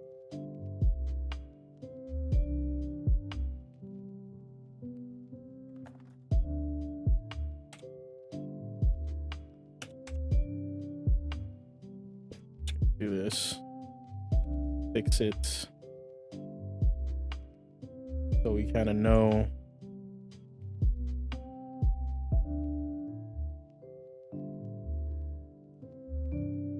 Okay. What's going on, Phil? What is going on? Could there be a subclass called Seeker of Darkness? That would be more along the lines of Shadow Guard. Because you are going to be like, that is going to be like probably more along the lines of the more agile one, I want to say, or the teleportation based one. Actually is probably a better idea for that. Like I'm trying to figure out like playstyle ideas for all of them besides just making sure I hit the tropes. Let me put down. Oh, nice. Spelljammer.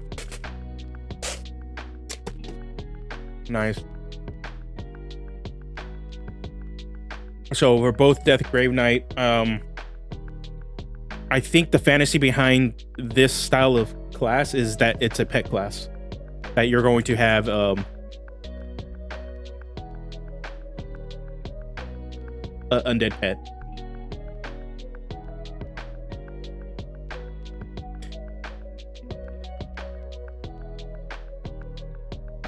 This one's gonna be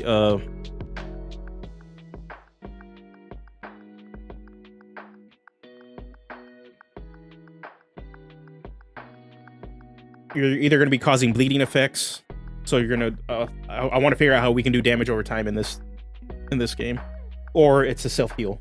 Like you're gonna be doing damage to kind of like gain life back, or maybe even gave hit die back in a way. Hell Knight,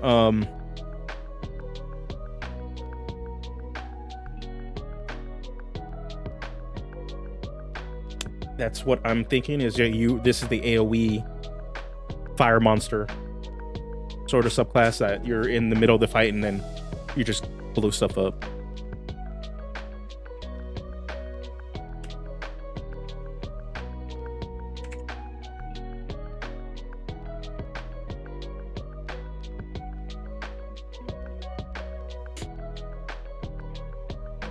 Shadow Guard, you're going to be using a lot of ways to teleport to people and creating darkness, shadow over people to do stuff. The way I see this one, Void Caller is going to be like your control based.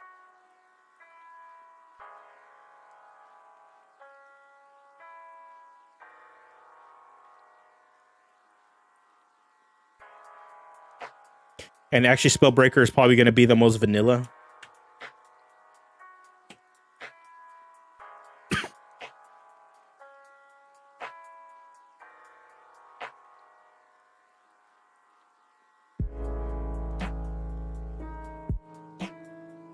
That's the way I'm seeing it, this Mage Hunter option.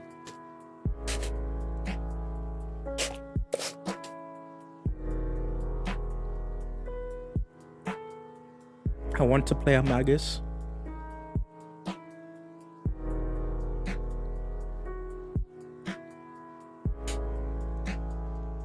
With Void Caller, I might need to hit up Daryl because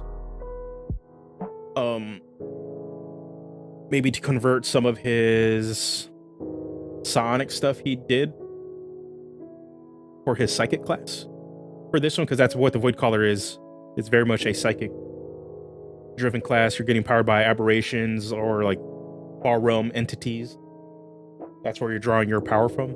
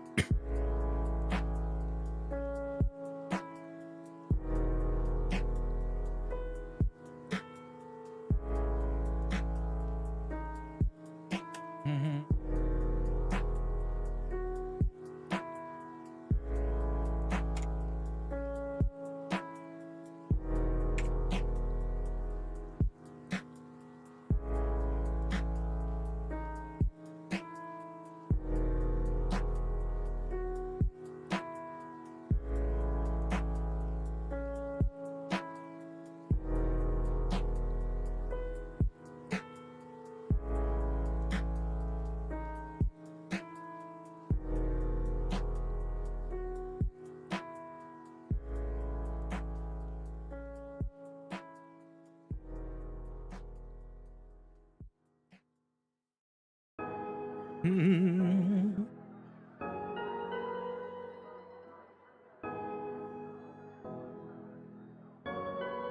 man, let me grab it. Anyway, Heart of Darkness.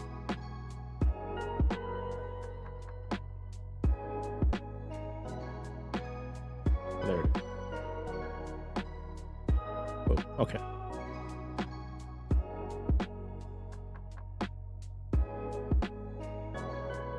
This is not in the center? Not? Okay, it is.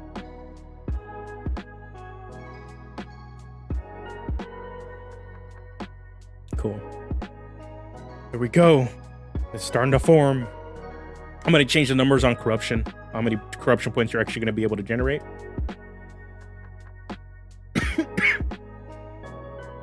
But, yeah. Hold on. We just don't know yet how many corruption points you'll be able to generate for this. Well, yeah. I think we're going to go. Yeah, we're going to stick with Dreadnought right now. I'm just liking that for the name of the class. Oh man.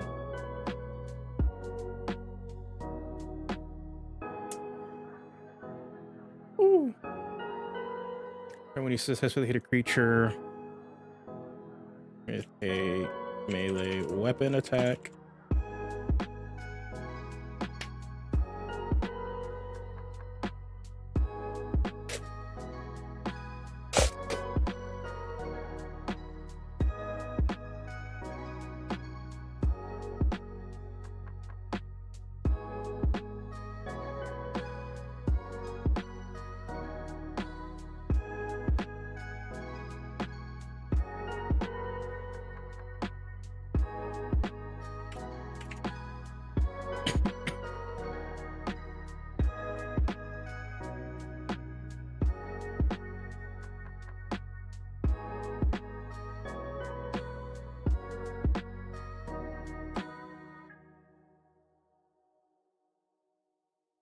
one corruption point.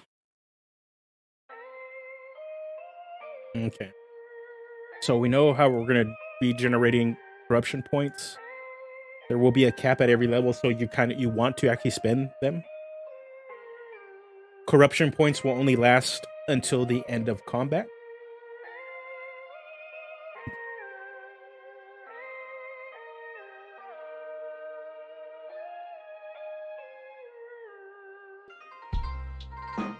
Oh, I need to see, because he has all of this star point stuff here.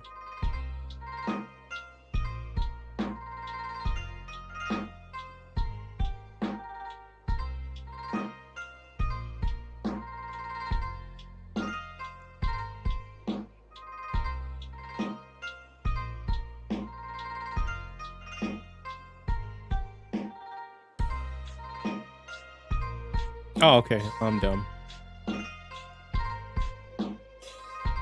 So we'll do Dark Arts. We could probably put Vow Manifestation. I'm not sure what like for names of the features. I don't know if like Dread Form sounds cool or Vow Manifestation.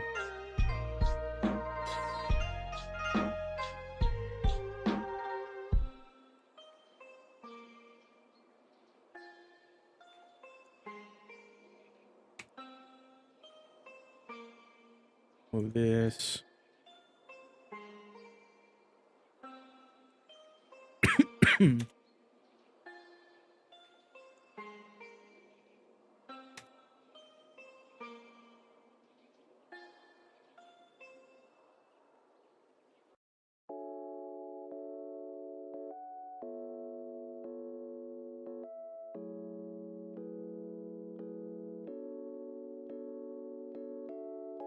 At first level, you tap in your life essence to empower your physical being with dark magic. As a bonus action, you spend 1 hit die.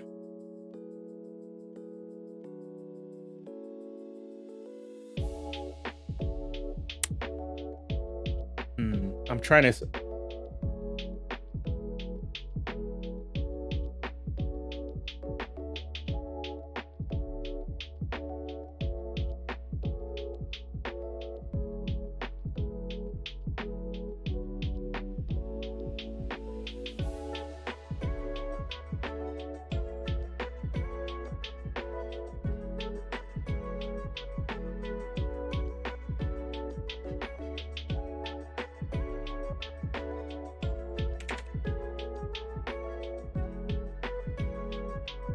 Manifest your dread form. Your dread form lasts for 1 minute. It ends early if you're knocked unconscious or if your turn ends and you haven't attacked a hostile creature since your last turn.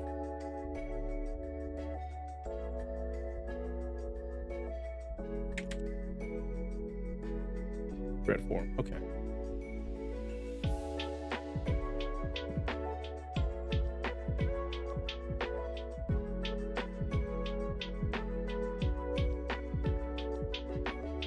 Point of corruption.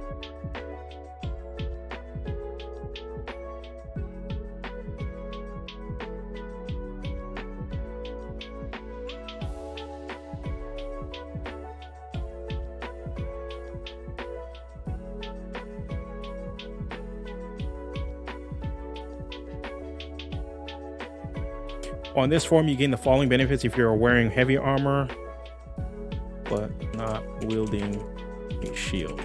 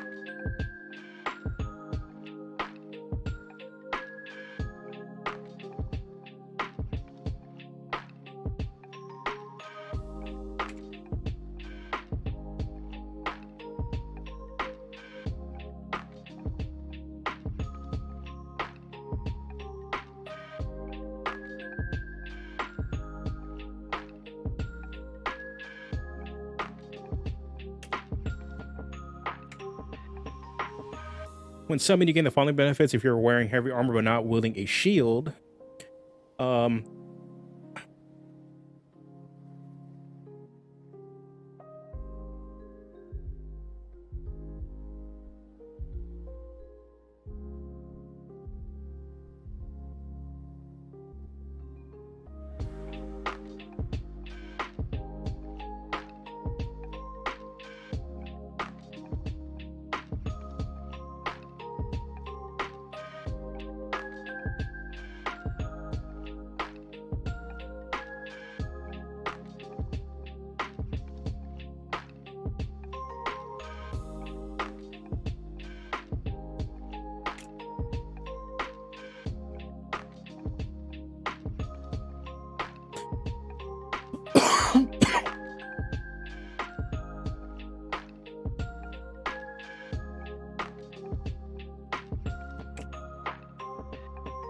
We need to stop using dark so much, I'm gonna be honest.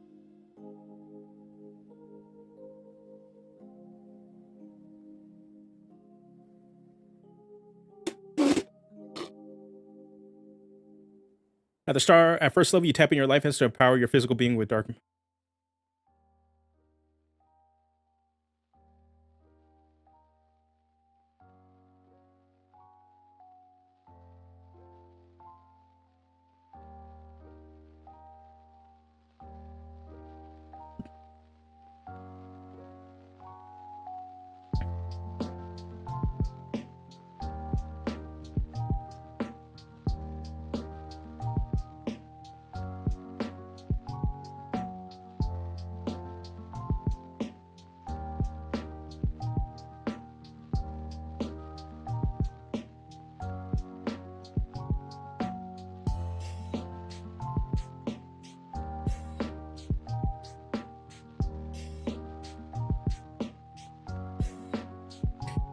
With Nefarious Magic, as a bonus action, you spend 1 hit die to summon your Dark Aegis. When summoned, you gain the following benefits if you are wearing heavy armor but not wielding a shield. When you summon your Dark Aegis and at the start of your turn, you gain temporary hit points equal to equal to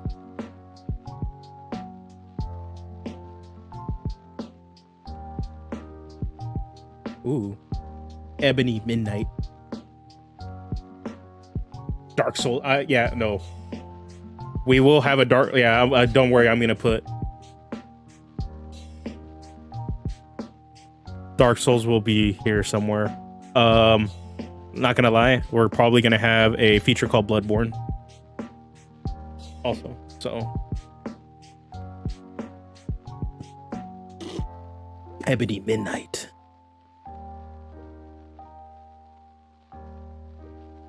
Okay, we're cooking, guys. We're cooking. Figuring everything out right now.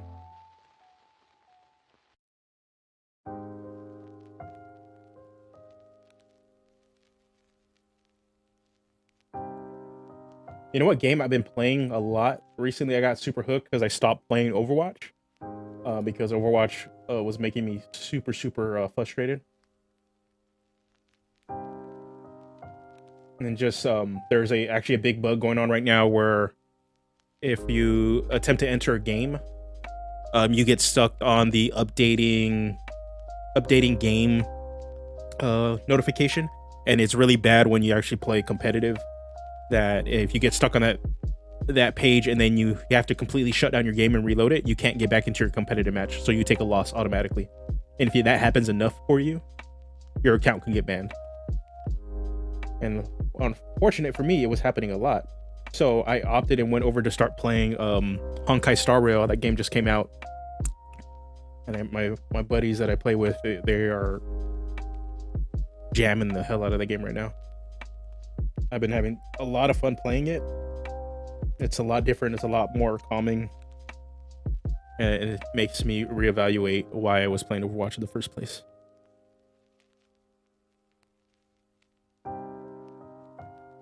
For Sylvie Sacrifice, so Ebony Midnight, yeah, not just for dark, but like evil without saying you're like evil, like vile. Vile is another good word. Wicked.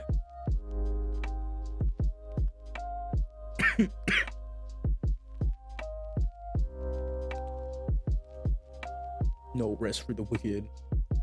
Okay, Dark Ages. At first level, you sacrifice a bit of your life essence to protect yourself with nefarious magic as a bonus action.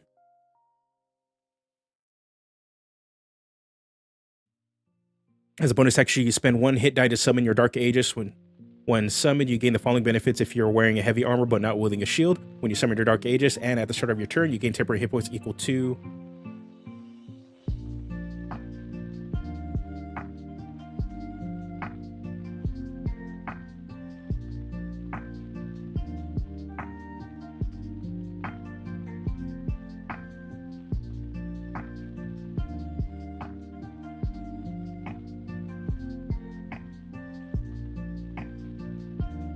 This is how I'm going to code it so that you cannot just take a level dip into Paladin or Fighter or any of that stuff to actually get the benefit of like the temp HP. That you need to be invested into the class is that you need to actually play. Modifier wise, I'm not really sure what I'm aiming at, but the way I'm thinking how Dark Knights kind of portray themselves, I'm pretty sure it's going to be charisma modifier, because it is that presence of fear. They are using magic as a force of like their own will and not really about studying a lot of the time. So while I would have liked this to be an int base, but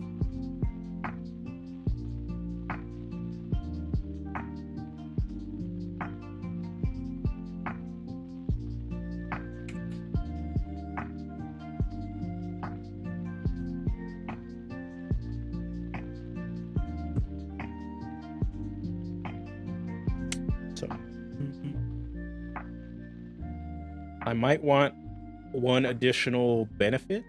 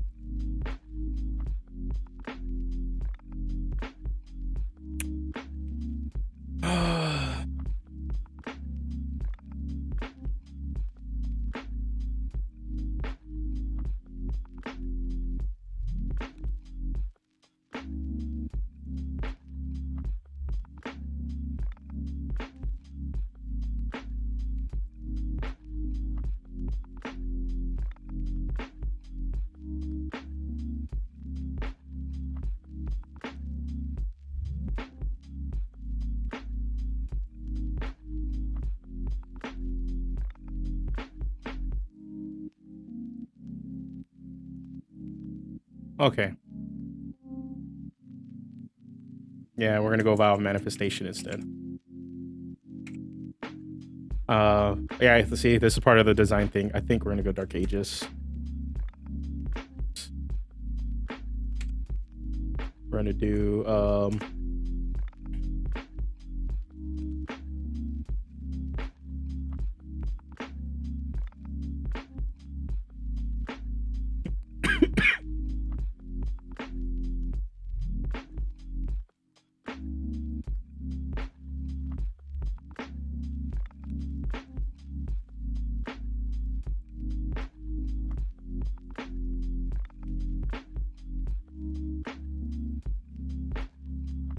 Vow Manifestation. At first level, you sacrifice a bit of your life's essence.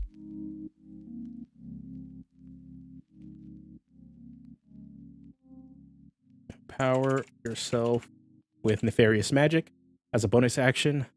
Because if we did Dark Ages, all it would want to do is do some sort of soft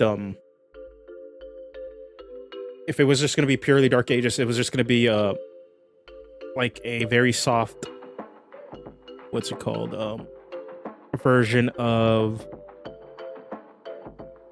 what's the freaking Warlock spell? What is the Warlock spell? We're gonna look it up. Spell on the Warlock spell list. It is the Warlock spell list.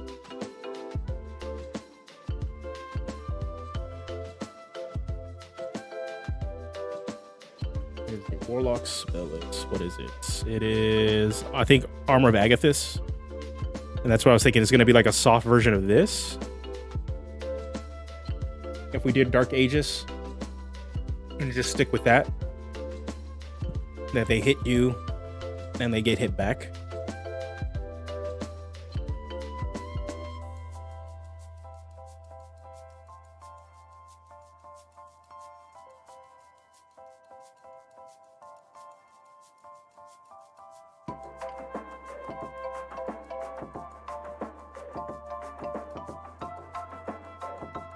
At first level, you sacrifice a bit of your life essence to empower yourself with nefarious magic. As a bonus action, you spend 1 hit die to summon your... Yeah, Armor of Agathis. I'm thinking maybe a soft version of that if it was just strictly pure... strictly going to be pure... Purely...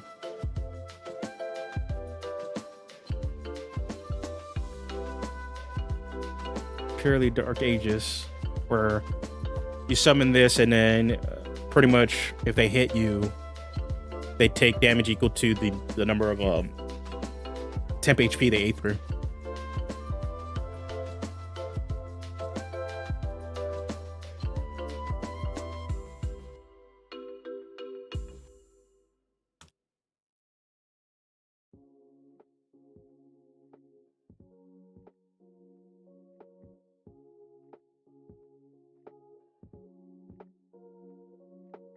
Back my chair.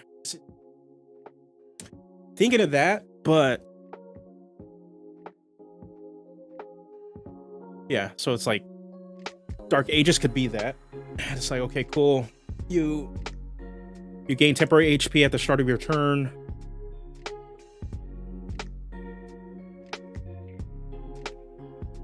To kind of survive and if they eat through that.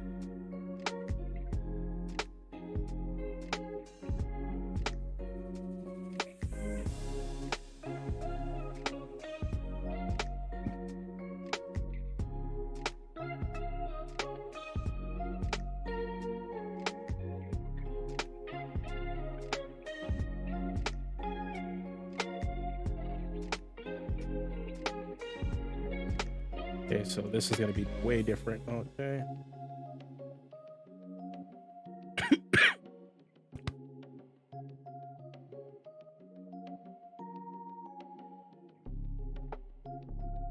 At first level, you sacrifice a bit of your life essence to empower yourself with nefarious magic. As a bonus action, you spend 1 hit die to...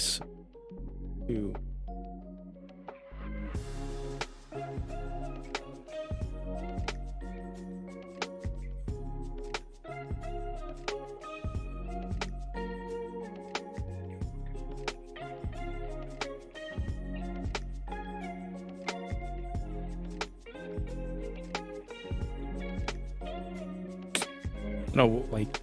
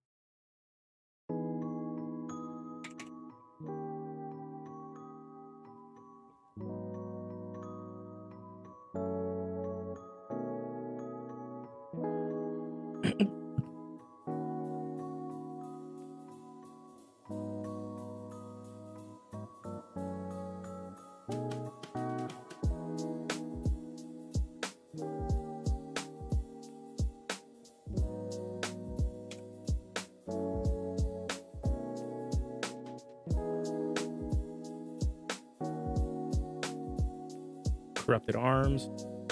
How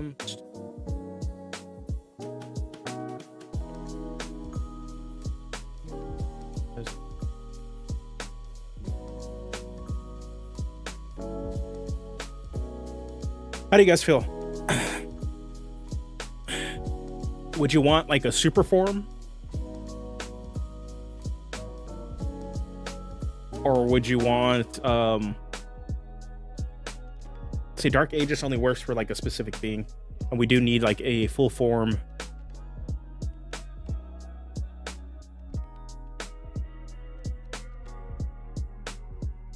We need a full form that actually can hold multiple buffs. Corrupted arms, when you successfully hit a creature with a melee weapon attack, you generate 1 corruption point. Dark Aegis, when you summon your Dark Aegis at the start of your turn, you gain temporary hit points equal to half your Dreadnought level plus your Charisma modifier.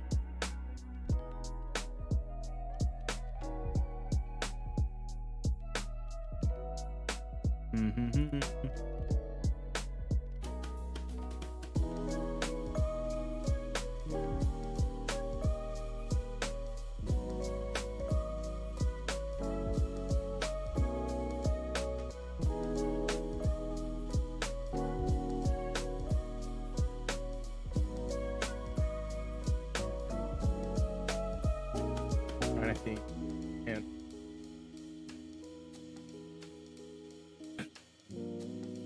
I feel like maybe there needs to be one more thing here.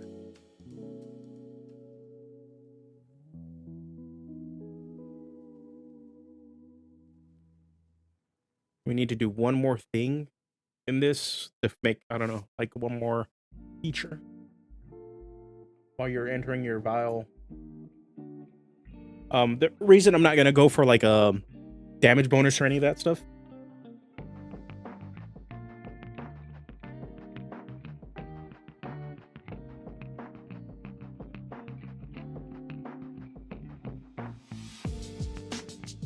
is because the subclasses will do that. So what I'm thinking is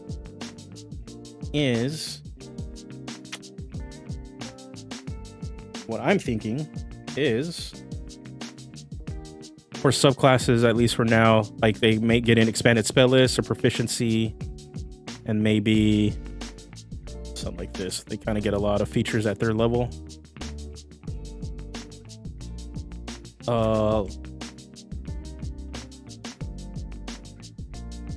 So your Vial of Manifestation actually kind of like becomes like more suited towards your subclass, and like, okay, you're taking on like more vampiric or blood knight-esque stuff. If it was a Blood Reaver, a Bone Death Grave Knight, you're gonna get an upgrade towards this. Most likely, yeah, maybe that tie that other feature into the archetype. Yeah, that's what I'm thinking, like something like this.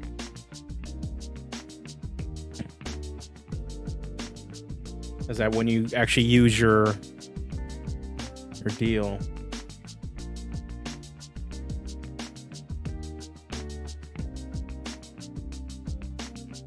Corrupted Arms, Dark Aegis.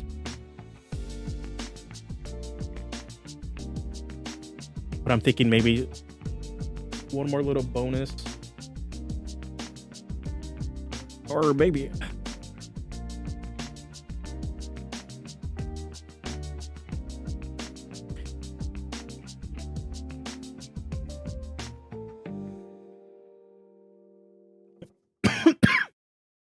Because let's look at Warlock, because this is like, it is reminding me a little bit of the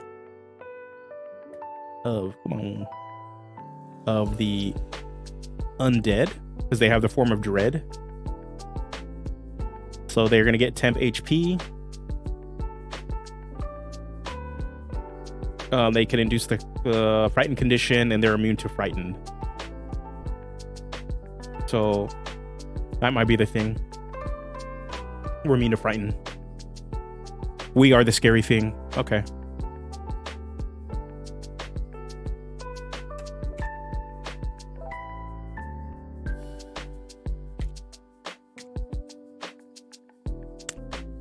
A solid took, man. So you are immune to the frightened condition.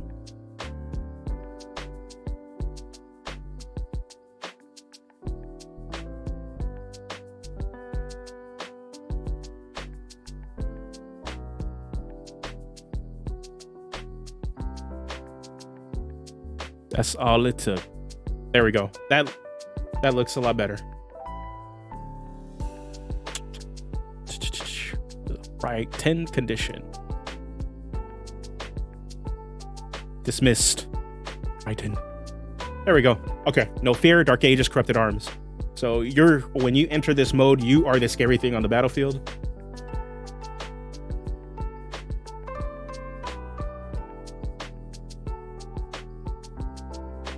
You're building corruption points for hitting people. You have a protective shield.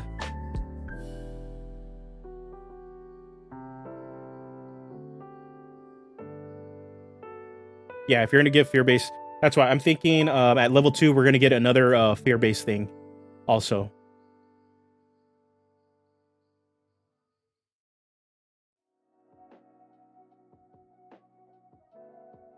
I think we can fit one at level 2 just because of these two mechanics, Dark Art spellcasting and Vile Manifestation needing to kind of like be the things.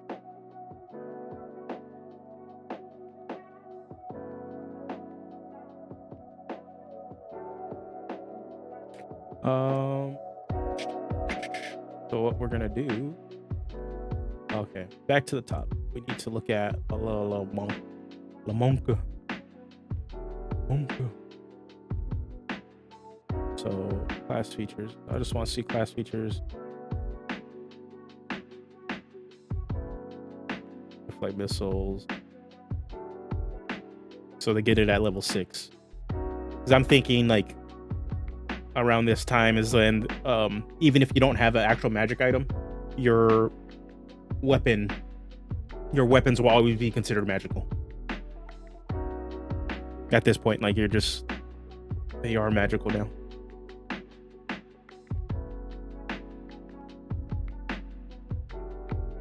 Okay, Vile Manifestation is looking good. Now, at first level, you sacrifice a bit of your life essence to empower yourself with nefarious magic. As a bonus action, you spend 1 hit die to enter your Vile Manifestation. When manifested, you gain the following benefits if you are wearing armor, or you are wearing heavy armor but not wielding a shield. Corrupted Arms. When you successfully hit a creature with a melee weapon attack, you generate 1 corruption point. Dark Aegis. When you summon your Dark Aegis and at the start of your turn, you gain temporary hit points equal to half your Dreadnought level. Minimum of 1 plus your Charisma bonus. No fear. You're immune to the frightened condition. Later on, what we'll probably do is at a certain point, you're going to be able to summon your Vile Manifestation without having to, at least once for free, without having to spend a hit die. Maybe. I'm not sure. No fear, you're immune to the frightened condition. It's just while you're in Vile Manifestation. Your Vile Manifestation lasts for 1 minute and ends early. Okay. What I want to do with this, get this off to the side. Oh man, we're churning.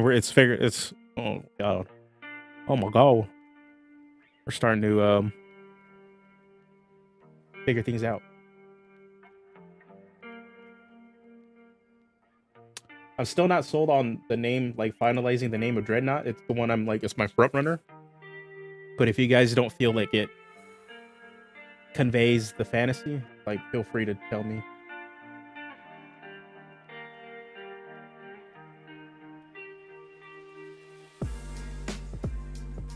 Part of the naming conventions of like 4-5e is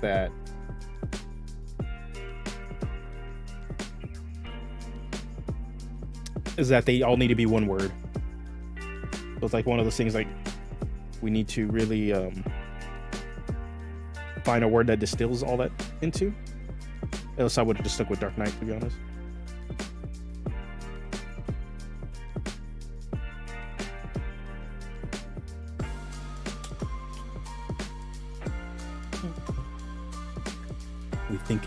We're thinking.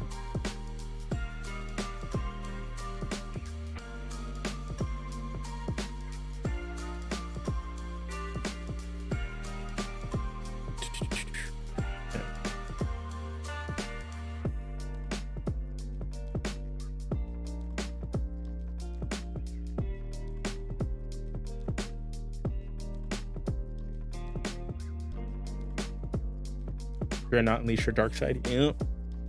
Okay. We just need to get start prepping the stuff for dark art.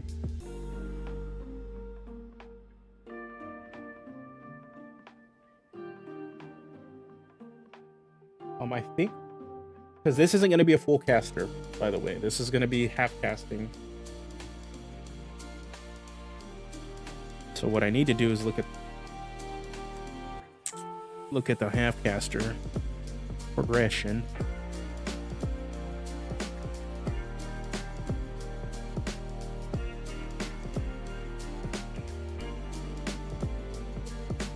What we're gonna do is gonna insert a table underneath.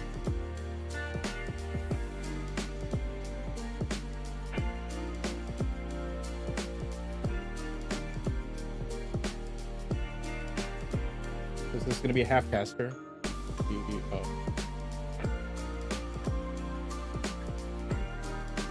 Six. We're going to do this.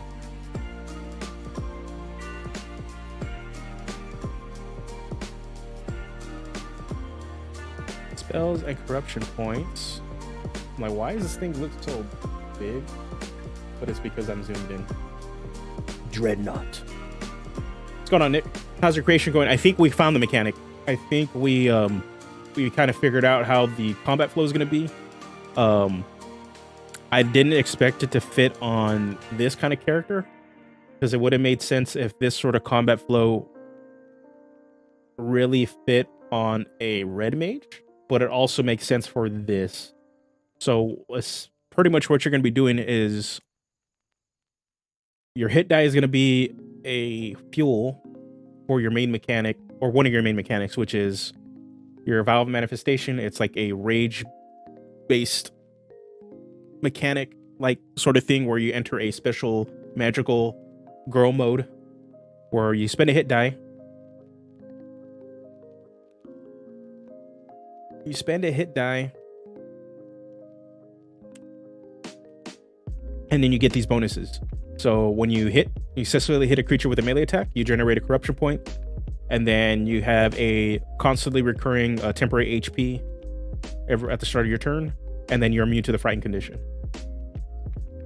When you're generating these points, you need them to cast your spells. So you're going to be capped so that after you do a couple attacks, boom, you cast a spell. Do some attacks, cast a spell. Now, what I need to figure out is the timing of when being able to cast the spell. Simply because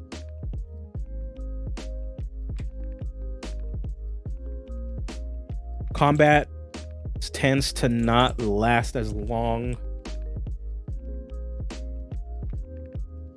in 5e, at least on average 3 rounds. So it's not something where, okay, you're gonna build up enough points and then boom, like one round you build up enough points, second round then you're casting. I want to see maybe like I'm gonna look at how that astrologer did it, but It seems like as a bonus action, you enter this. While you have at least one star point, you can cast a bright light. Okay, whatever. Right. During your turn, you can end the ritual. Okay, yeah.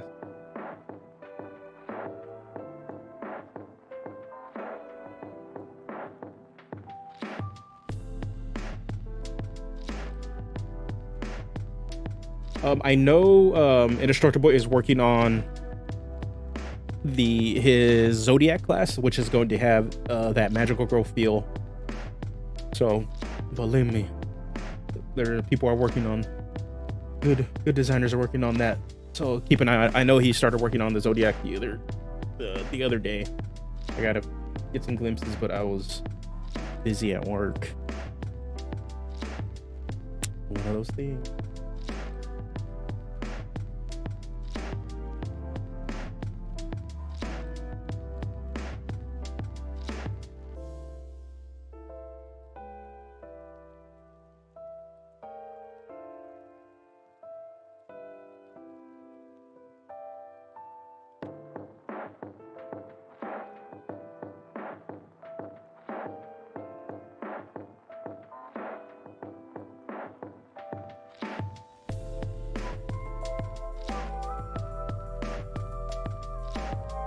Okay.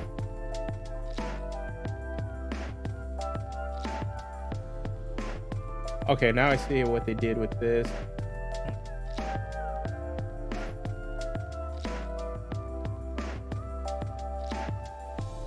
Let me go to the half-caster.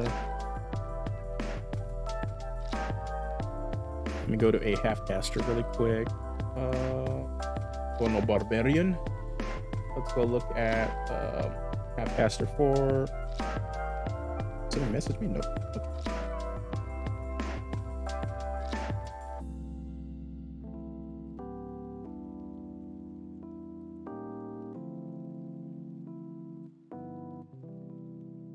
It's nonsense. Half-caster. What are we gonna look at? We're gonna look at rank. Actually, we need to look at 1D. We're gonna start following the more 1D, at least in their class progression. But come on, let me see if I can actually download it. Yeah. Come on, man.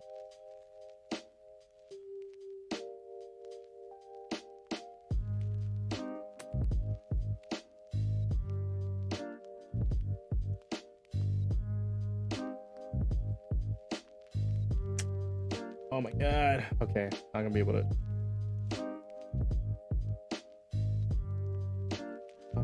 Okay, we'll just go with the typical half-caster thing right now. But I just know it's not gonna be much of a difference, really. So from first to fourth, fifth to 8th, 9th to 12th, 13th to 16th. Then we're gonna go 17th to 20th.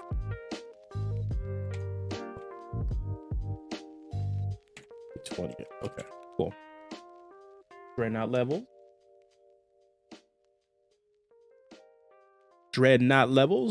and then amount of points that we generate.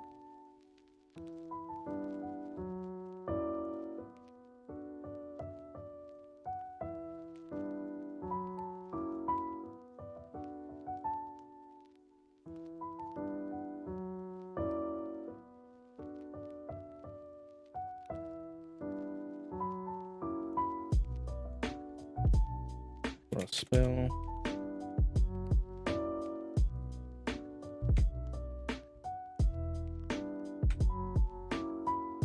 Keep this, everything here.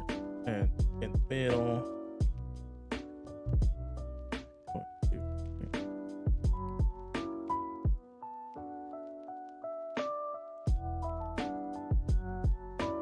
3. Here.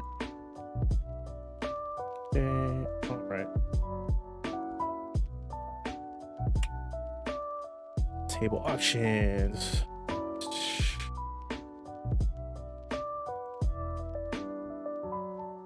Color. Table border. Non-existent.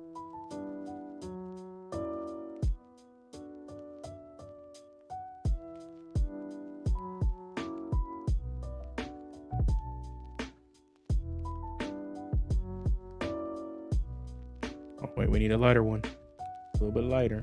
That one. Yeah.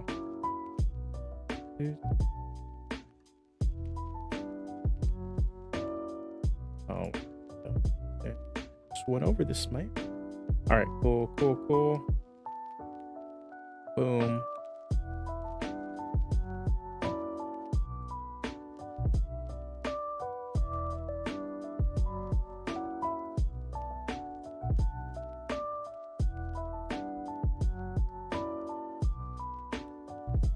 Go. Oh. There we go. There we go. Nice and neat. Nice and neat.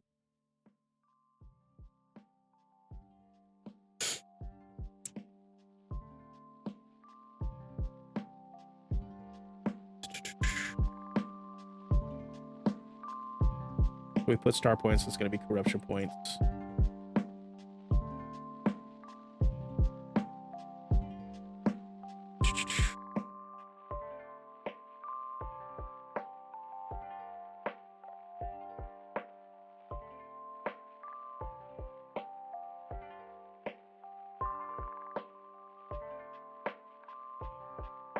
Trying to think. Yeah, we probably need to I saw what you said, 343. Would a short rest half caster work for the concept? We might have to do short rest on it to some extent. And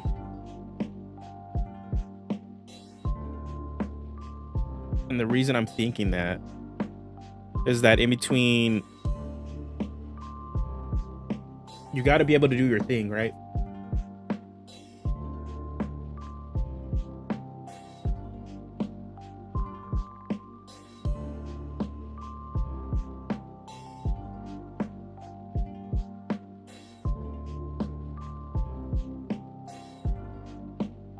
You need to be able to kind of like do your thing so that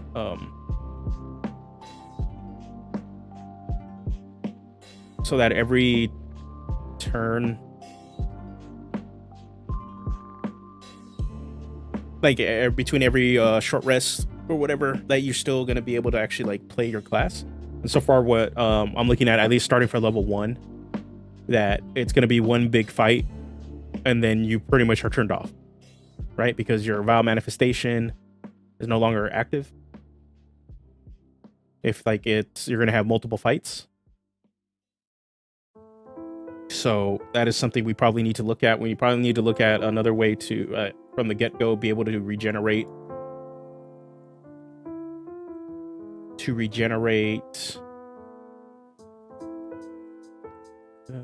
This is at 8. Let's put these all at 8.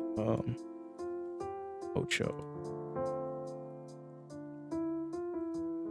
Yeah, we probably need to find a way to regenerate these mechanics, or at least regenerate hit die in a way from the get-go,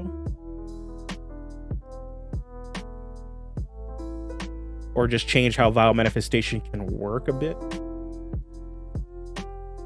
that it lasts longer.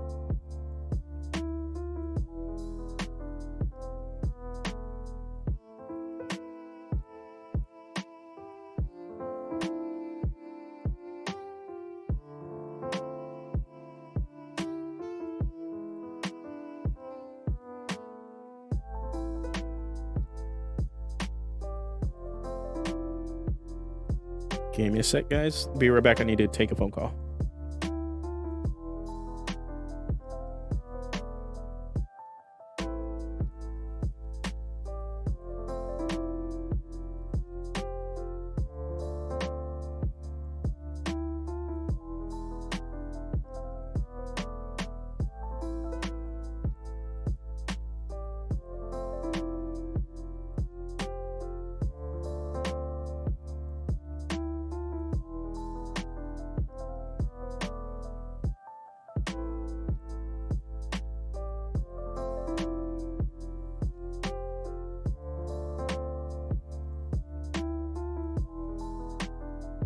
we go.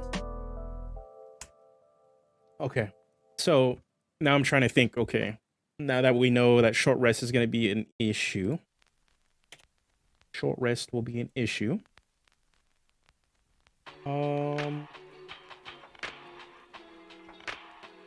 Got to think on it. Is unless we have a way to consume our hit die, or like a consumer corruption points for a hit die.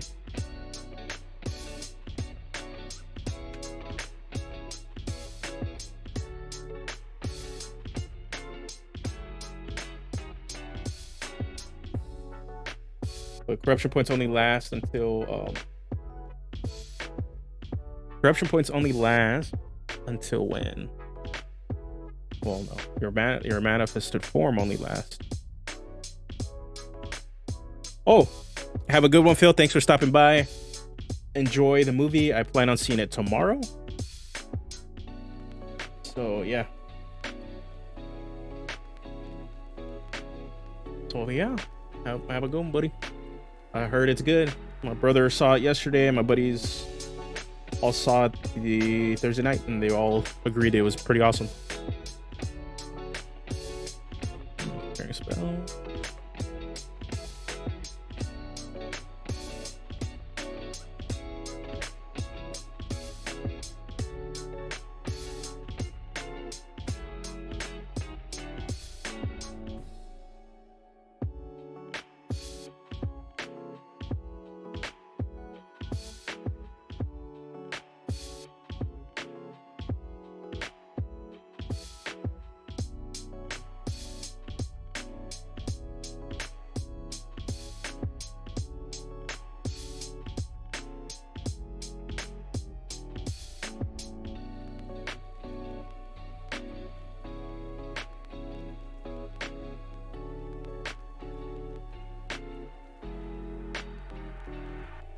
Point.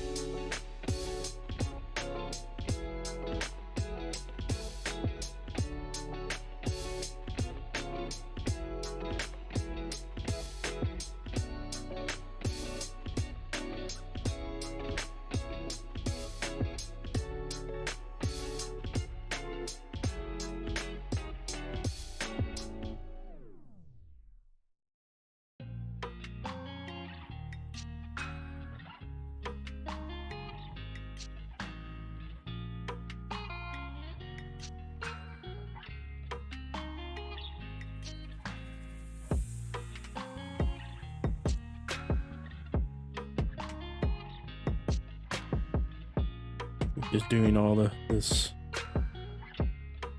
little stuff here. 13 or well 12. 13, 5, 5.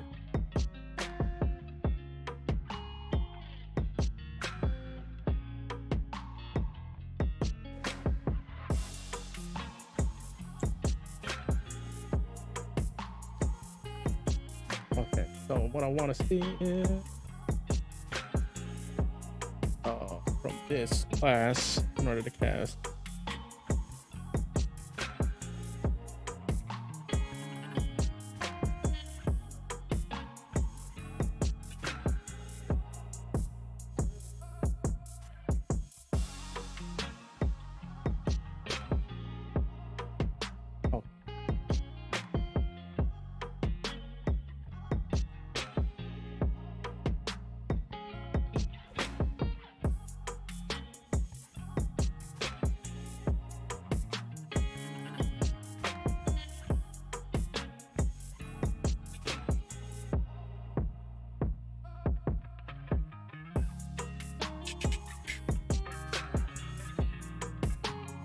Dreadnought spell.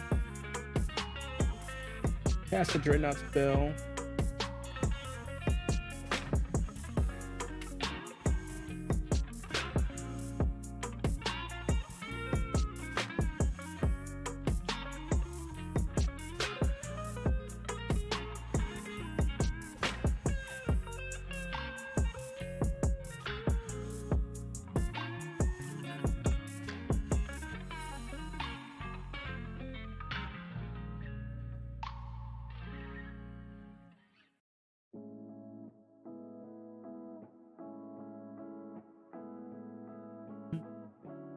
kind of hitting some snags right now that I'm thinking about the design right now.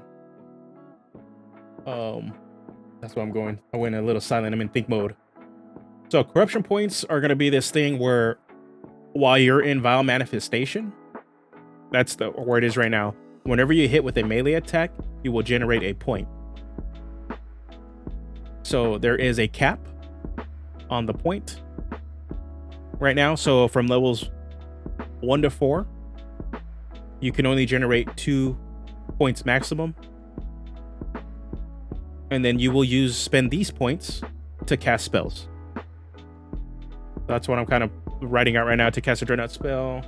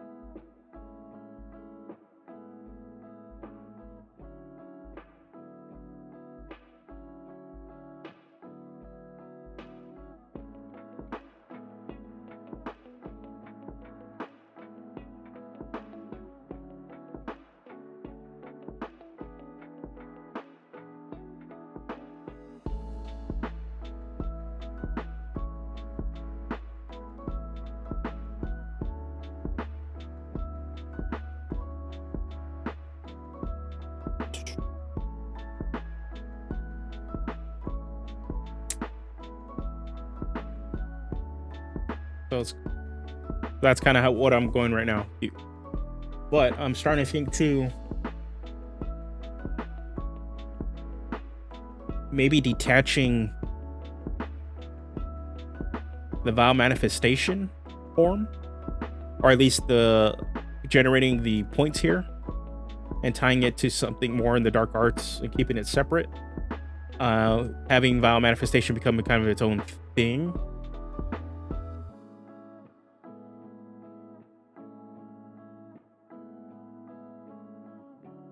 Because we need to be able to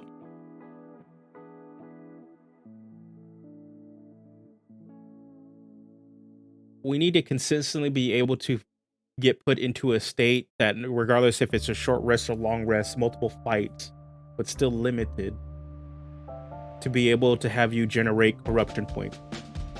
Because the flavor is that you're sacrificing a bit of yourself, and since you did that, you're kind of being tempted with dark magic. It's like this is how you kind of generate that connection to magic.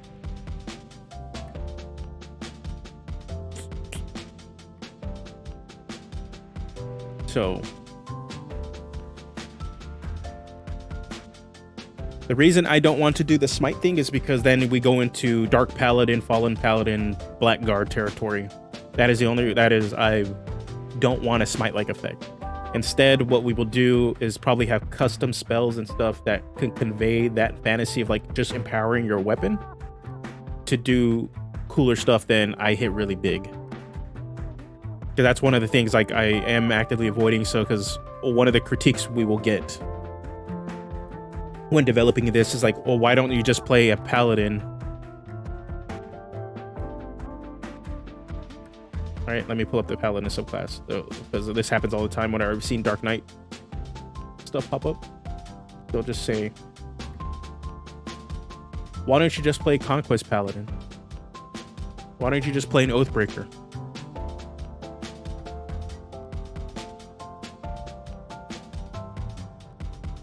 So like, yeah, so that's why you get the Oathbreaker, go Conquest, because Conquest is like, quote unquote, the evil paladin. Douse the flames of hope, rule with an iron fist, strength above all. And even then, its channel divinity is conquering presence, guided strike. Yeah, you need to give the player the option to double down and dig themselves deeper. Yeah. I'm just trying to figure out like how to do that without overwhelming them with a lot of resource tracking.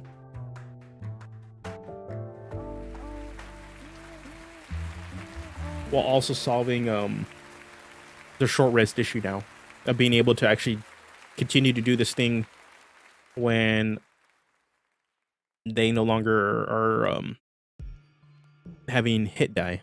At later levels, the hit die issue doesn't become a problem.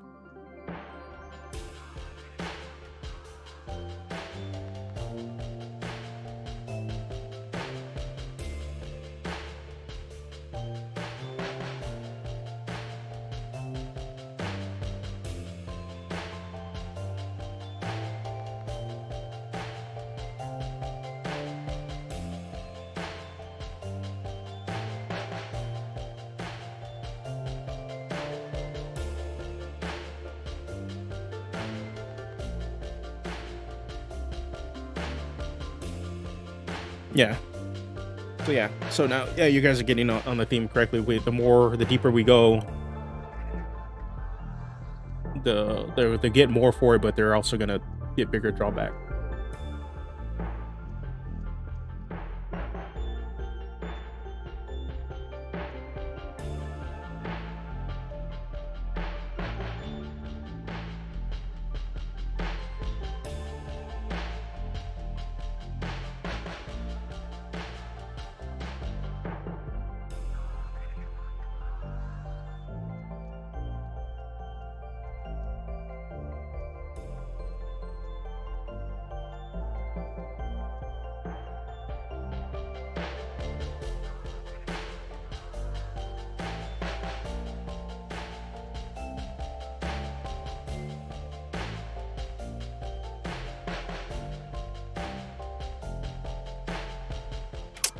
Maybe at level 2, this is gonna have to kick in. At level 1, it's gonna kind of suck, but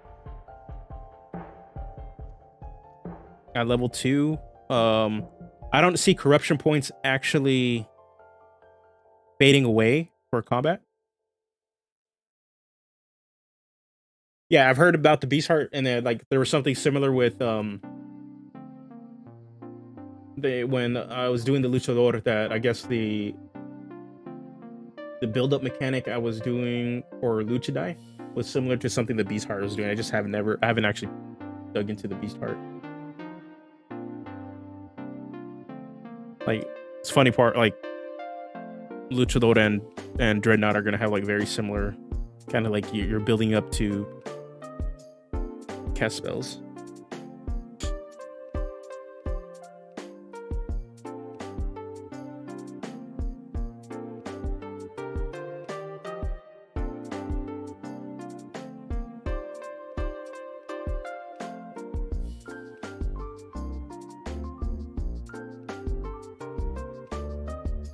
Okay, what was I gonna do?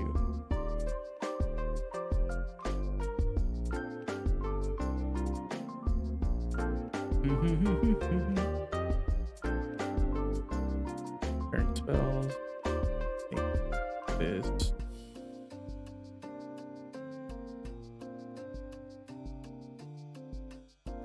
Going to format my text into cap.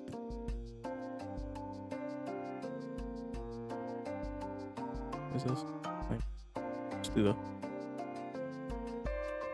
9.5.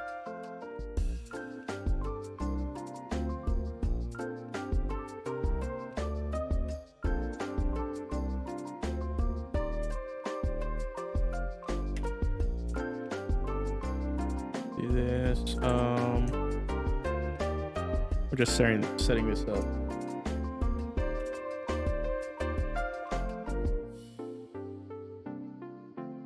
Hold on. I take stuff. Can't really look at this stuff for some reason, so crap. Okay.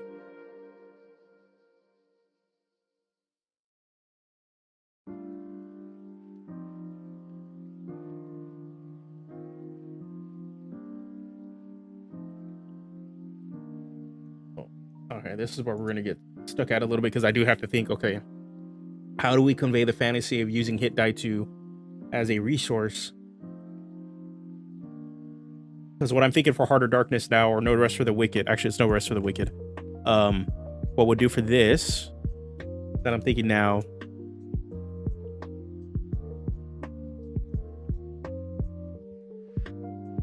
a short rest.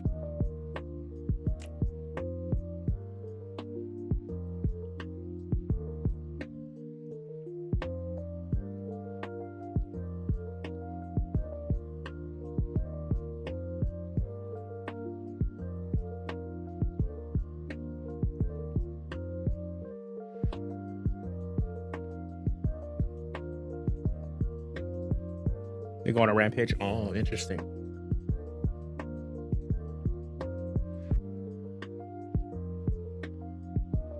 At the start of a short rest, at the start of a short rest.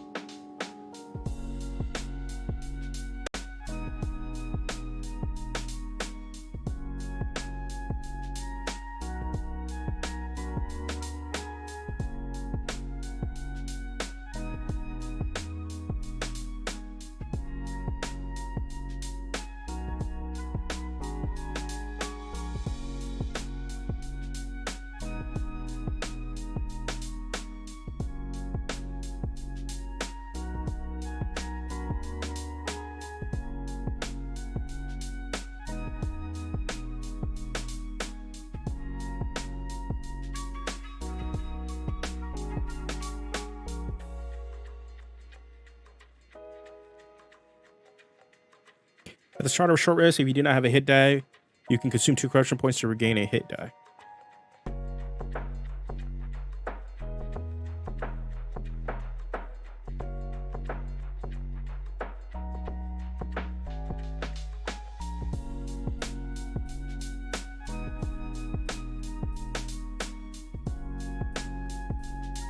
Okay. When you do, you take damage equal to the number of corruption points you consumed. Plus 0.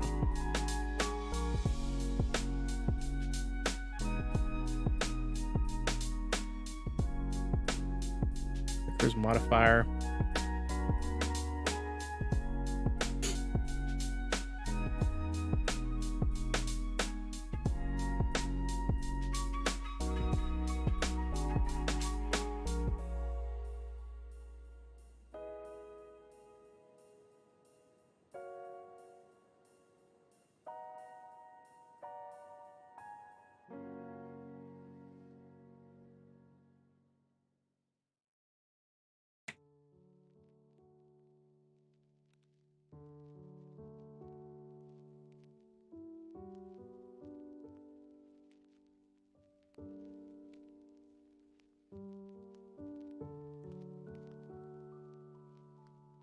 Can't use this feature. The damage dealt will drop you to 0 hit points.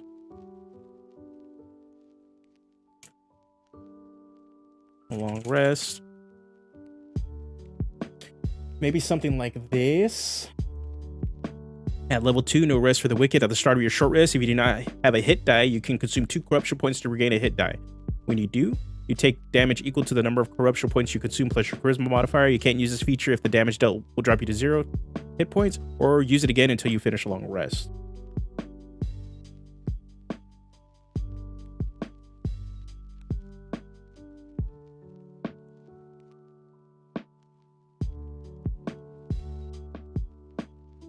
That's a way to recover hit die, and at later levels we can upgrade this to also like gain additional hit die.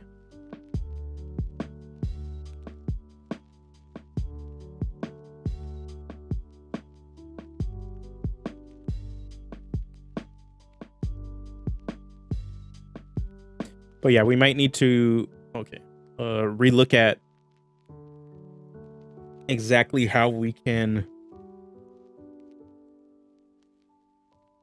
continue to generate corruption points, but at the same time, corruption points are not going to be they're gonna you generate them and they last until you use them. So I'm gonna see, that's why my idea is right now, like, they just don't go away.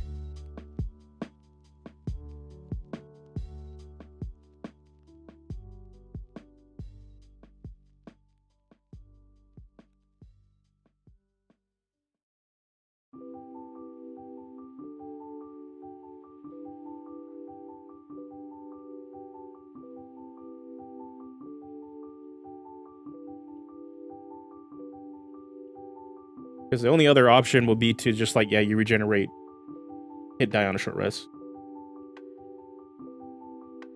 All right, give me a sec. I need to step away to the kitchen really quick.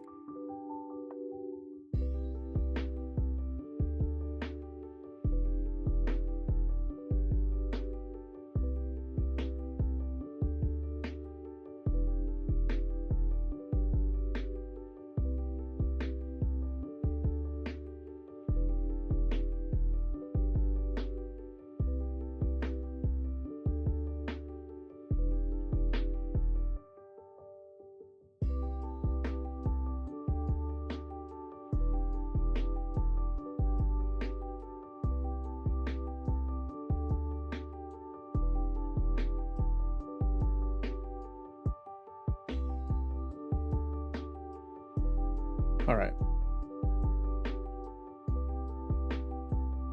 Preparing spells. Ranger written. Preparing.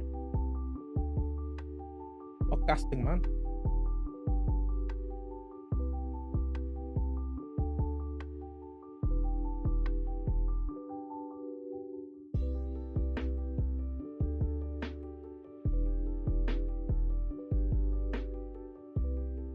Will this class have bats?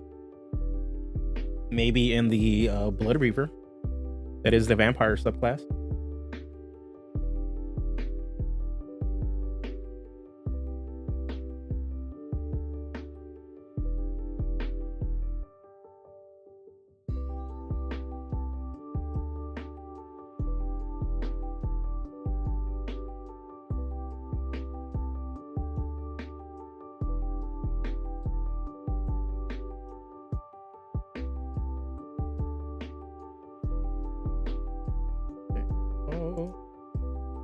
What's going on, Daryl?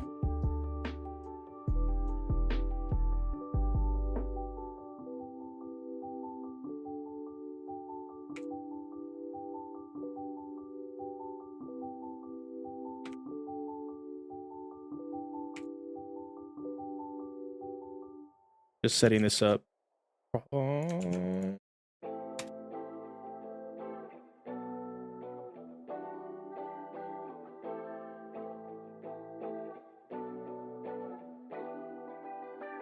Casting ability. What else are we gonna need? I think that's it.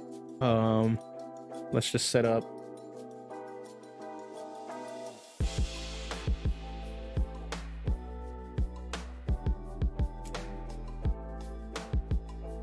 You go to 8 plus.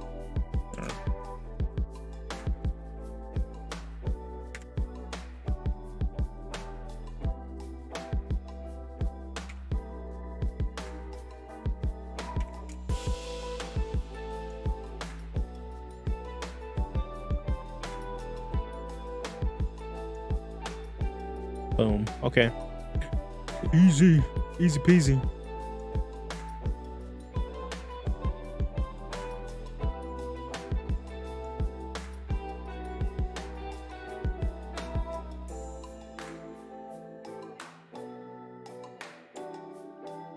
Easy peasy. There we go.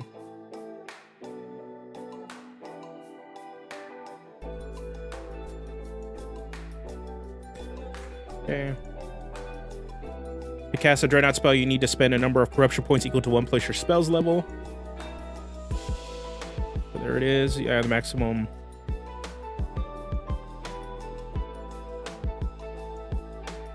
We could probably get rid of this chart, to be honest, because it's going to be listed on the class thing.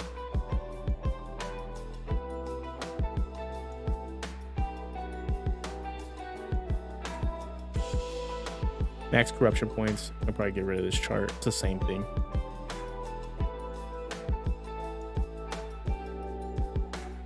So yeah.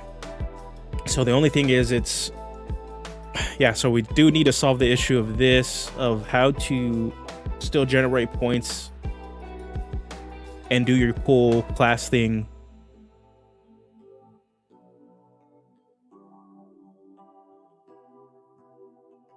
Or maybe I'm overthinking it. It's not that big of an issue at level 1, to be honest.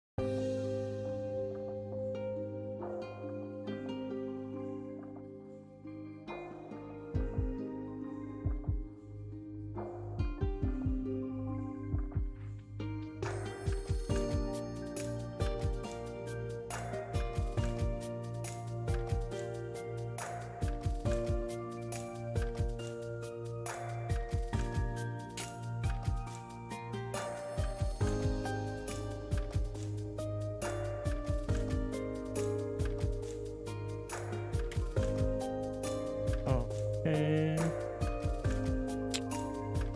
This will be dark arts. Wow. Infestation. That's all we kind of have so far. Dark arts, Mobile Manifestation. Dark arts is our, we have Heart of Darkness as a feature. Ooh.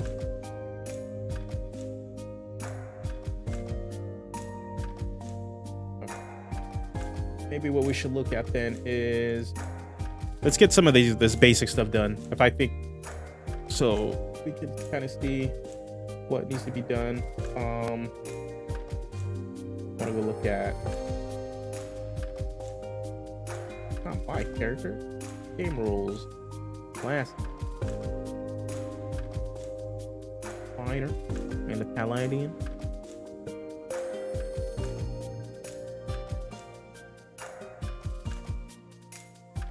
Looking at other D10 classes.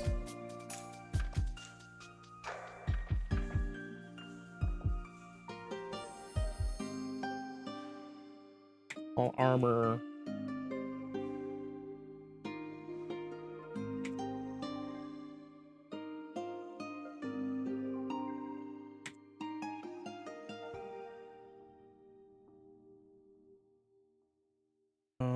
Just gonna replace.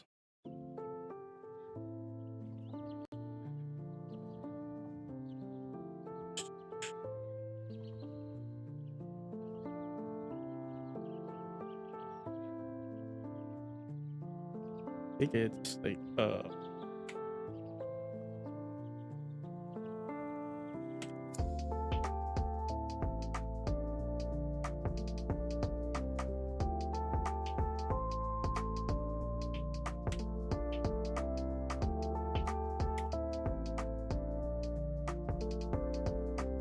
heck? Oh, why are you doing that? Being a weirdo. There it is.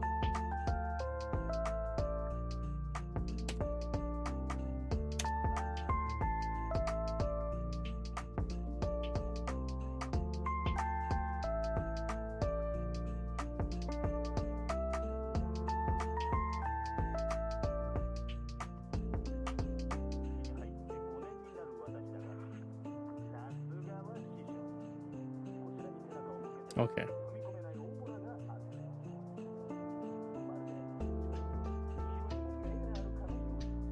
Yeah. Okay, I think we got the class name. Dreadnought.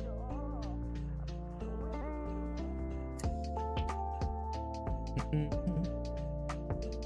gonna be wrapping up like in another 10 minutes. What the spellcasting for this has to be similar to the current 5e Warlock spellcaster, where if you multi-class into this class, that the regular spellcasting Warlock spellcasting don't stack. Exactly. If this is its own spellcasting system completely, you need to generate spellcasting points by physically beating the hell out of people. So what this is meant to do is you enter this as of now, you enter Vile Manifestation. You use a hit die to go into this dark form. Your melee weapon, whenever you hit somebody with it, you generate a corruption point.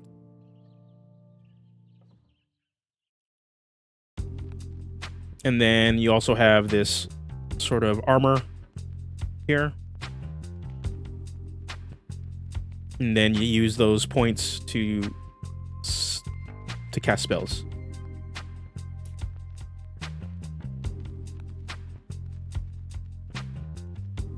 Excuse me.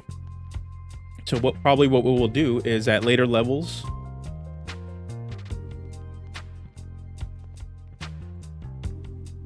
we're gonna future-proof it a little bit.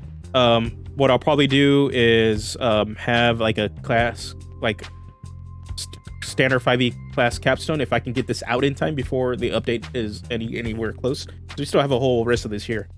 I'm hoping to finish this and kind of get this done before then. And if not, then we'll have to future-proof it really. And then what I'll probably do is have like turn that class capstone into like an epic boon, so that it's just slottable into that. Right now, what I am doing is following the subclass structure for it already, just to make it easier, so there's less work for me in the future. That's the only real reason I'm doing it, is that I don't have to rework features. Because I'm looking at the Luchador, and I have a lot to update when it drops, because I also need to figure out how do those the class grouping structures work, and how that fits with the Luchador. And then it's going to be very much the same for the Dreadnought. I will have to look at how those class structures work, but from what it looks like, I might just get to slap on, like, Dreadnought fits very much in the warrior category, so it might just be easier to slap on the weapon proficiency mastery system they have on, and bam. So yeah, it is future proofing. It's just to make it easier. What I will definitely probably have 2 versions of this class. I very much see that after this update happens, that there is going to be a split in the community of like what version of 5e they want to play, because as a player and consumer, I'm okay with some of these changes. The grouping makes a lot of sense. It makes it easier. These are really, some of these systems, like especially that weapon mastery system, is a cool idea. But as a designer, I'm looking at it, I'm just like, man, this makes it a lot harder to kind of fit certain ideas into the game, because they have to adhere to these weird like groupings that don't always fit with a certain fantasy.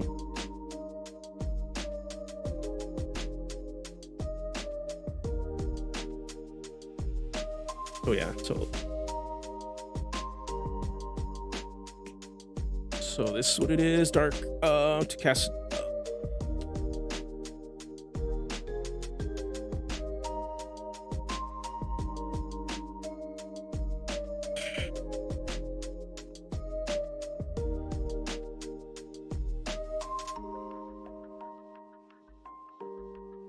I want to see how.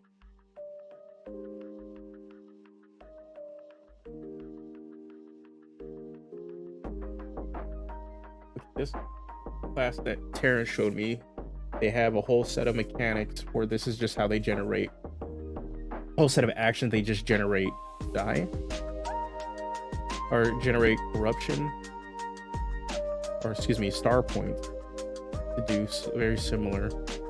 So now what I'm trying to see is vile manifestation keepable?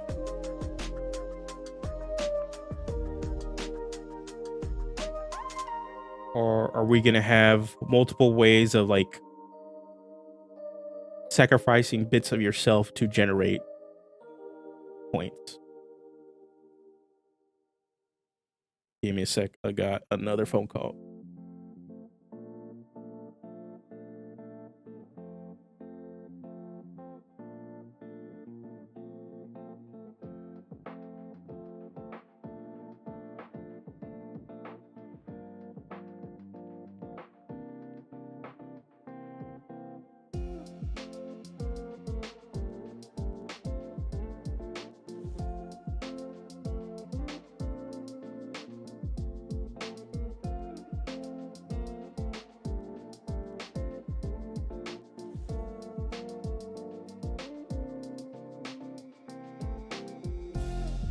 Alrighty.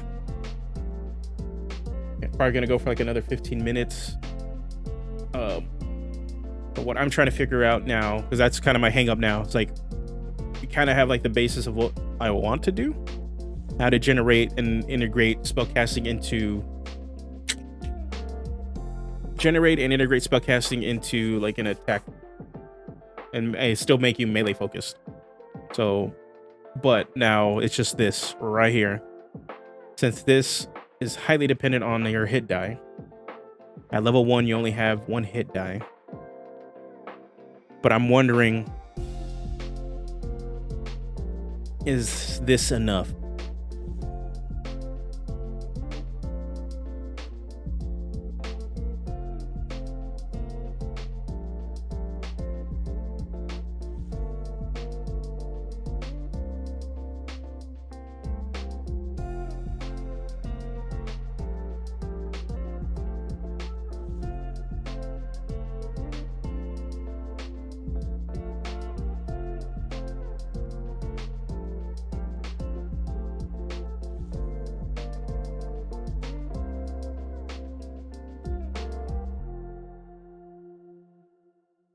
Is that enough? Like where I'm overthinking that it's going to be an issue at level 1, but as soon as we get into level 2, you get 2 uses. Like you're going to get additional uses of Vile Manifestation as you level. So it's like, yeah, your hit die at level 3, you get 3 uses. Level 4, you get 4. Level 5, level 6, level 7.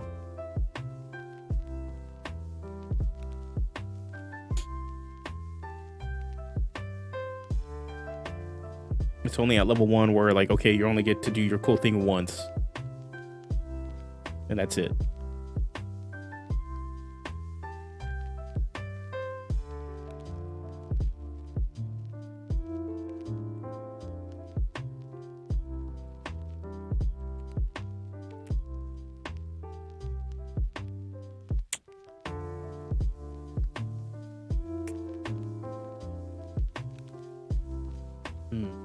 Gotta thinking.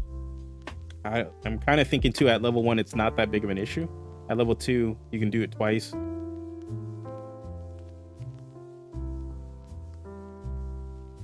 But obviously you never want to have that problem like you're not doing your cool stuff as your class.